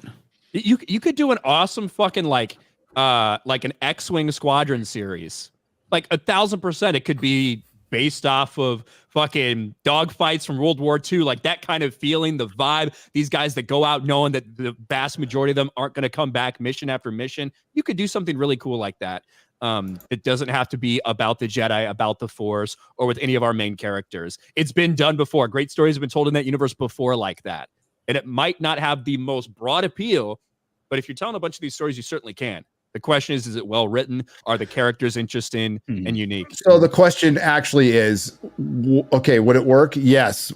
Would it be popular and be enough to save the franchise? No. Well, no, nothing. It's a definitive no. It all goes back to if the franchise is operating in a healthy way, then you can obviously tell those smaller stories with smaller budgets, and you're going to take care of the hardcore fan base. But they don't operate like that. Nope. What did Andor? What was the budget for Andor?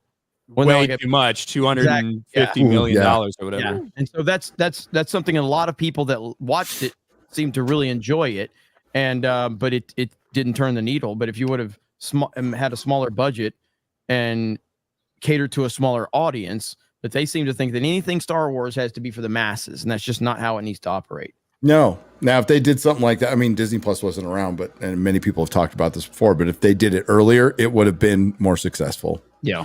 Yeah. I mean, like, look at the Netflix Marvel shows. Like, some of those shows weren't catering to the masses, and they did a really good job. Yes, they did. They did a really good job. Like, I know Daredevil was like top tier, but like even someone like Luke Cage was really good for the first half of it. First half, really good. Yeah, you know, and it wasn't like that was like, it's not like everybody that goes to the movies to watch Robert Downey Jr.'s Iron Man and Chris Evans' Captain America. By the way, Chris Evans is not a movie star, but you know, it's not like everybody was going to see those. The normies were watching Luke Cage. It had a smaller budget and it catered to a smaller audience, and the audience liked it. Not hard. Jessica Jones better was for good Stuck too. the Landing. Yeah.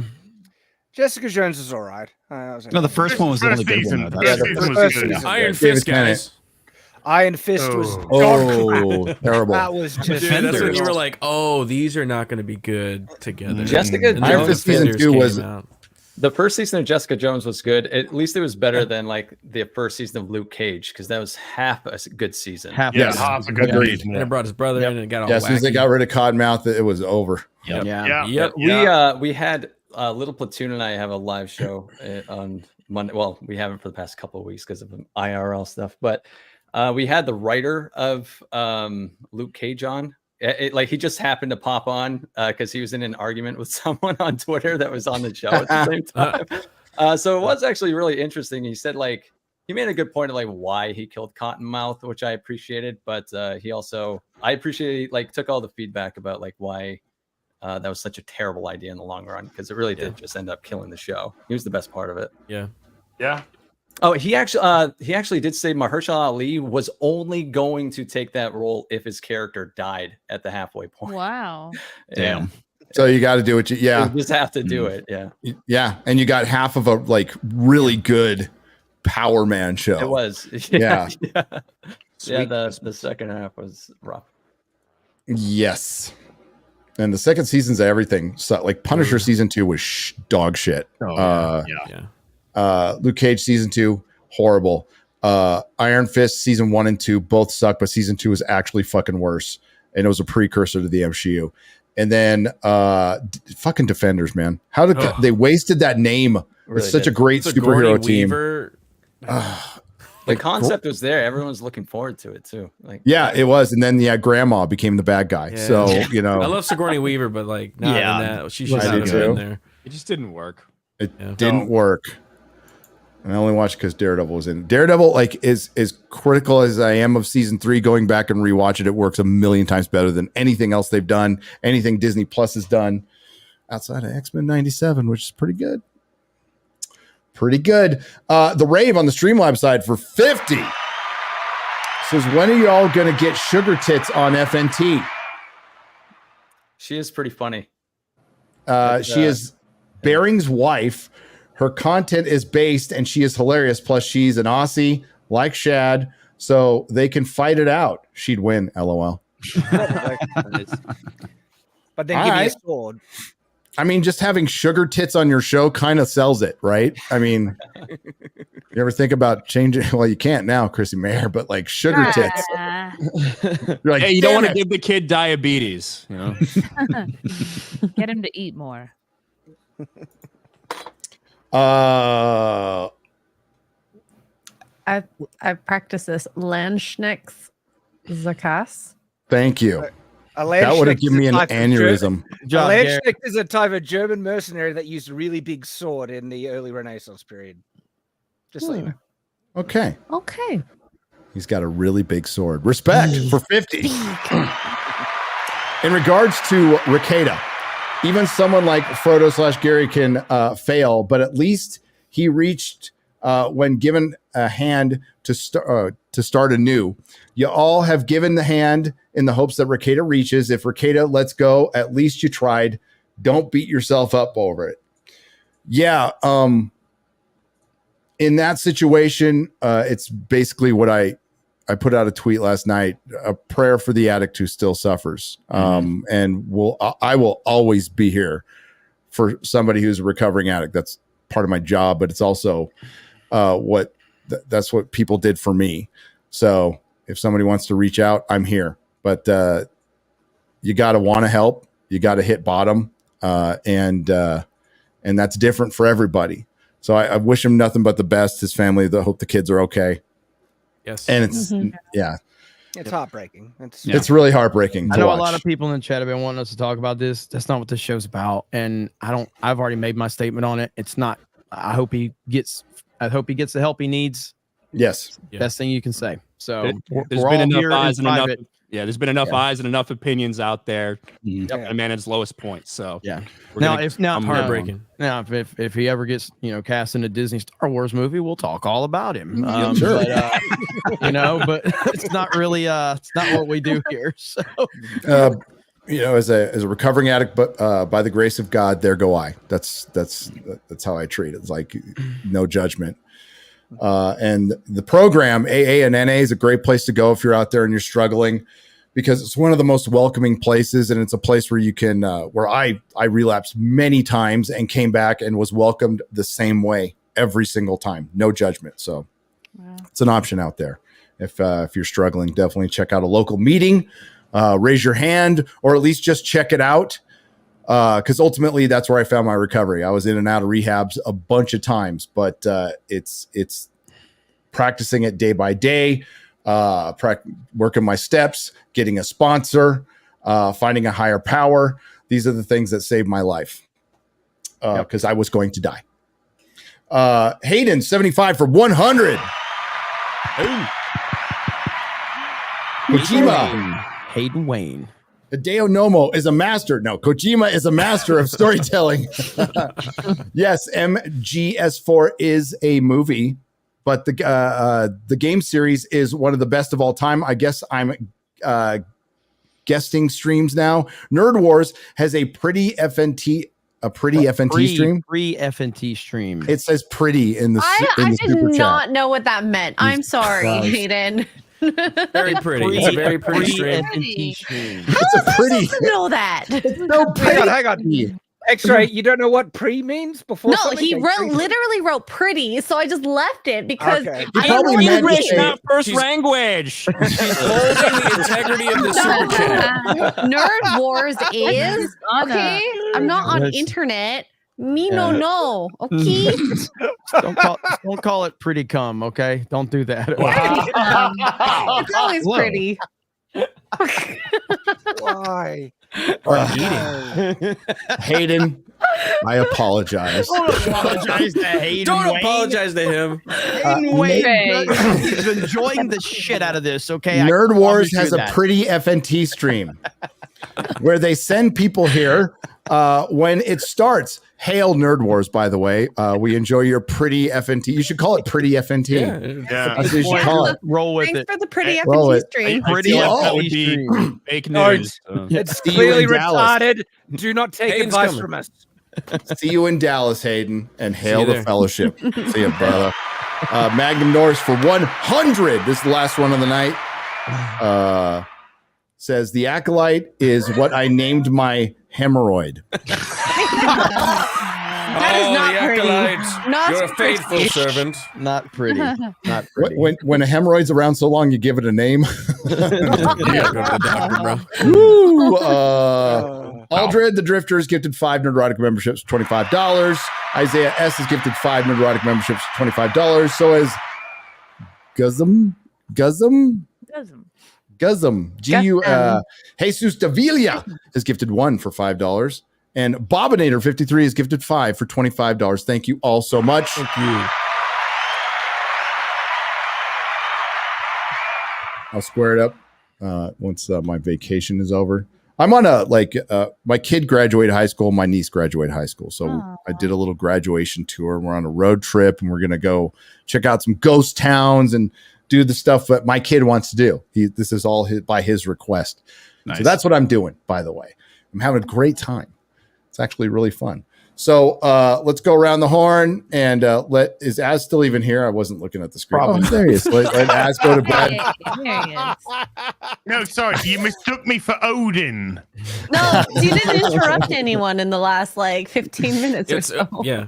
It's because he was looking up shit on Twitter. That's what he's doing. He's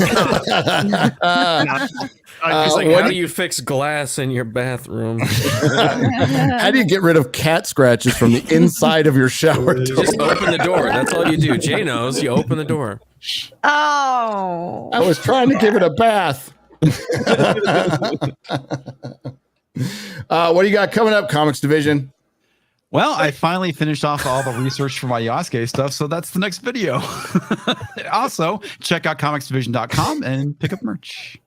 Why is Right everyone on. looking around? When are we going to get our extensive video essay on feudalistic Japan? That's what I want to know. Hey. Well, that's part of this video. Good. Hey. Good. Yeah. Good. Not that extensive, but yeah. I want extensive. I want the whole thing. I want the complete history. That'd take a lot more research. All right. Az, do you want to go home now? Or you are home, but get out of here. There you go. Nah, Get the there- fuck that out. works. Bye, Az. Bye. Get the fuck out.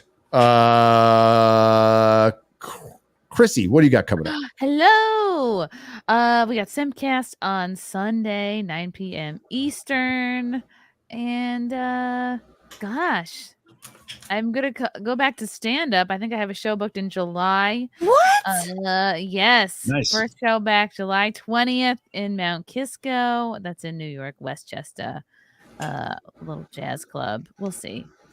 And yeah, I'll just be leaking till then. Are you gonna bring the baby, like in case you start bombing? Just be like, oh look, I'm a new mom. Hey, it's not my Yeah. fault. Yeah, that's a great idea. This is a prop. Yeah. Yeah. That's what Hollywood does. With all their kids. Except don't Yeah, they all end up trans And then though. trans them. Yeah. All right. What do you got coming up, Ryan? Nothing.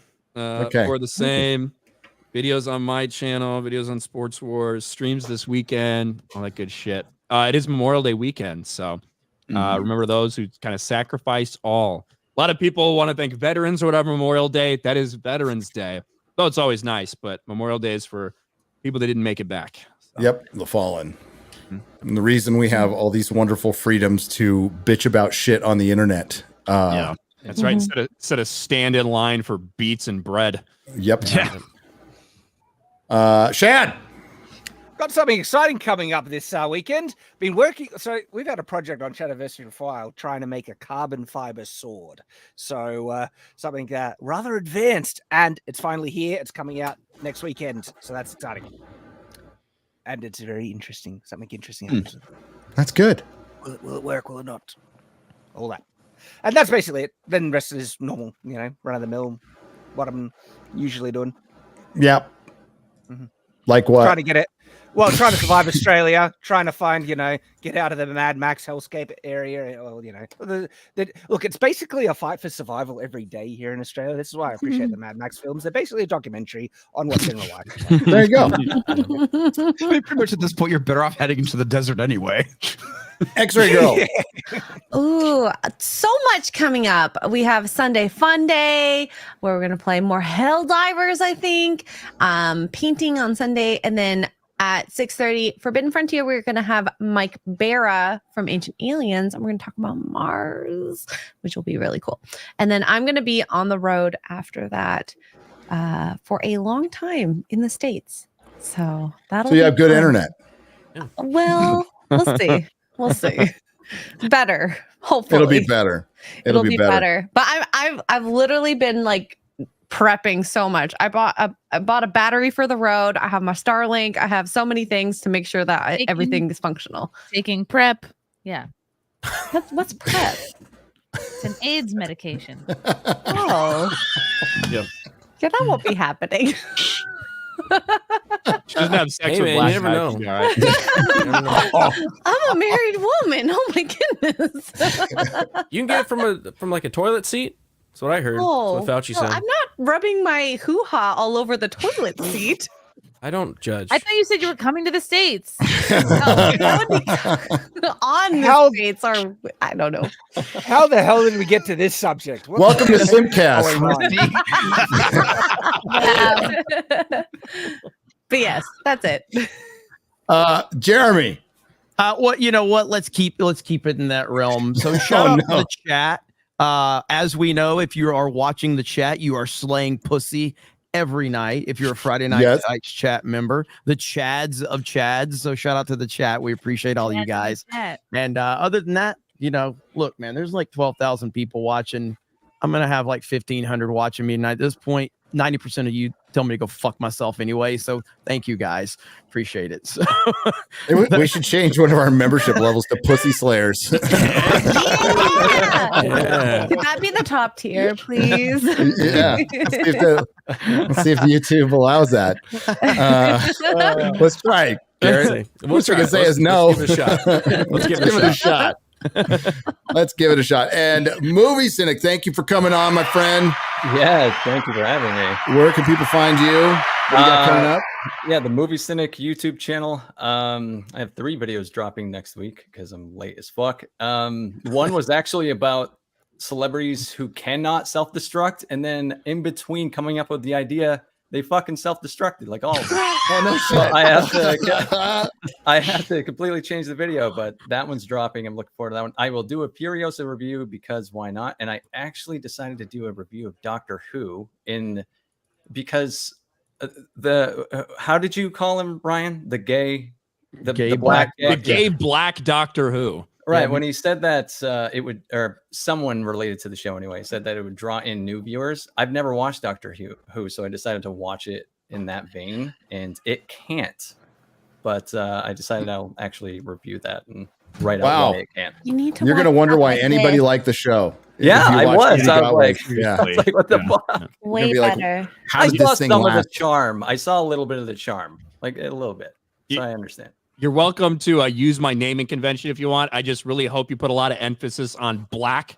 Like the way you say it, that first syllable is very important. Well, in the title, definitely capitalize gay. You definitely want to, you know what? Release it in June. I think it'll be great. I'll come back and clip this section of FNT and I'll put it in the fucking right on. It's already been clipped. It's on Reddit. Yes, yeah. We're 6 days away from Pride Month, everybody. Hope you're all ready. God, right. No. Hope you're all ready. Ready for videos. Yeah. Oh, there's gonna be content month, as we like to call it around here. I'm thinking about a picture of Bob Iger grimacing with a big rainbow Mickey and fucking flames and a big fail. And Disney is bad. And it's going to be titled "Disney Gets Destroyed by Fans After Pushing Degenerate." Like that's kind of like what my back blown out. Already thinking about. That's not necessarily a bad thing. Pitch to the audience. Bob Iger blows an O-ring. Hey, I'm also here. I do a show. Oh, I'm sorry, Garrett. No, it's all right. It's all right. Hey, Dallas Fan Expo Meetup, June 8th. Get that RSVP. It is required. So come and show up, hang out. It's in the description. It's going to be a lot of fun, and I can't wait to see you. Sorry, Garrett. No, it's okay. I'm terrible. He was going to get there. You just jumped. No, I was going to completely forget. He totally forgot about it. It's all good. I'm on vacation mode. Sorry. It's not the first time. Won't be the last. Forgotten. Sunday. Forbidden Frontier, Mike Barra, like X-Ray said, come watch. It's a lot of fun. I love that show. And I do a show called Normal World with Dave Landau, Tuesday, Wednesday, Thursday. That's all I got. Yeah. And although I've talked about it before, we'll make all the official Rumble announcements on next Friday Night Tights. We'll tell you what's going on, when it's going on, who it's going on with, and all that stuff.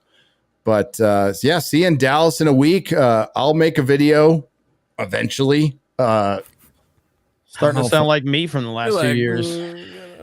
I'm on vacation, man. I'm not even supposed to be here.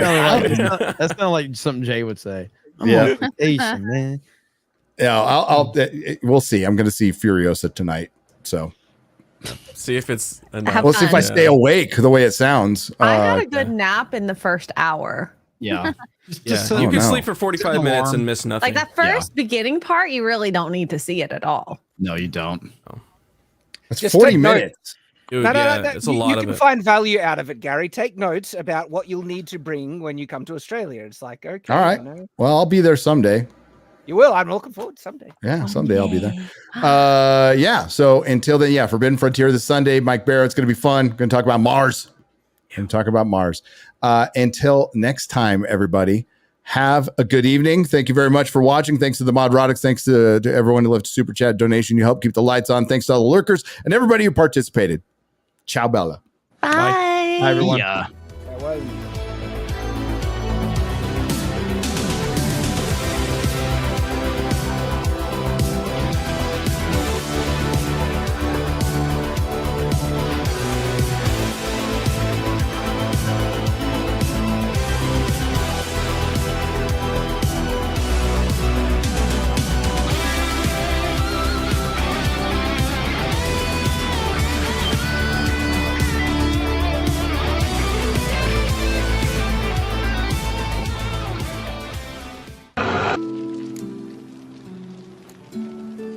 I'll eat your ass.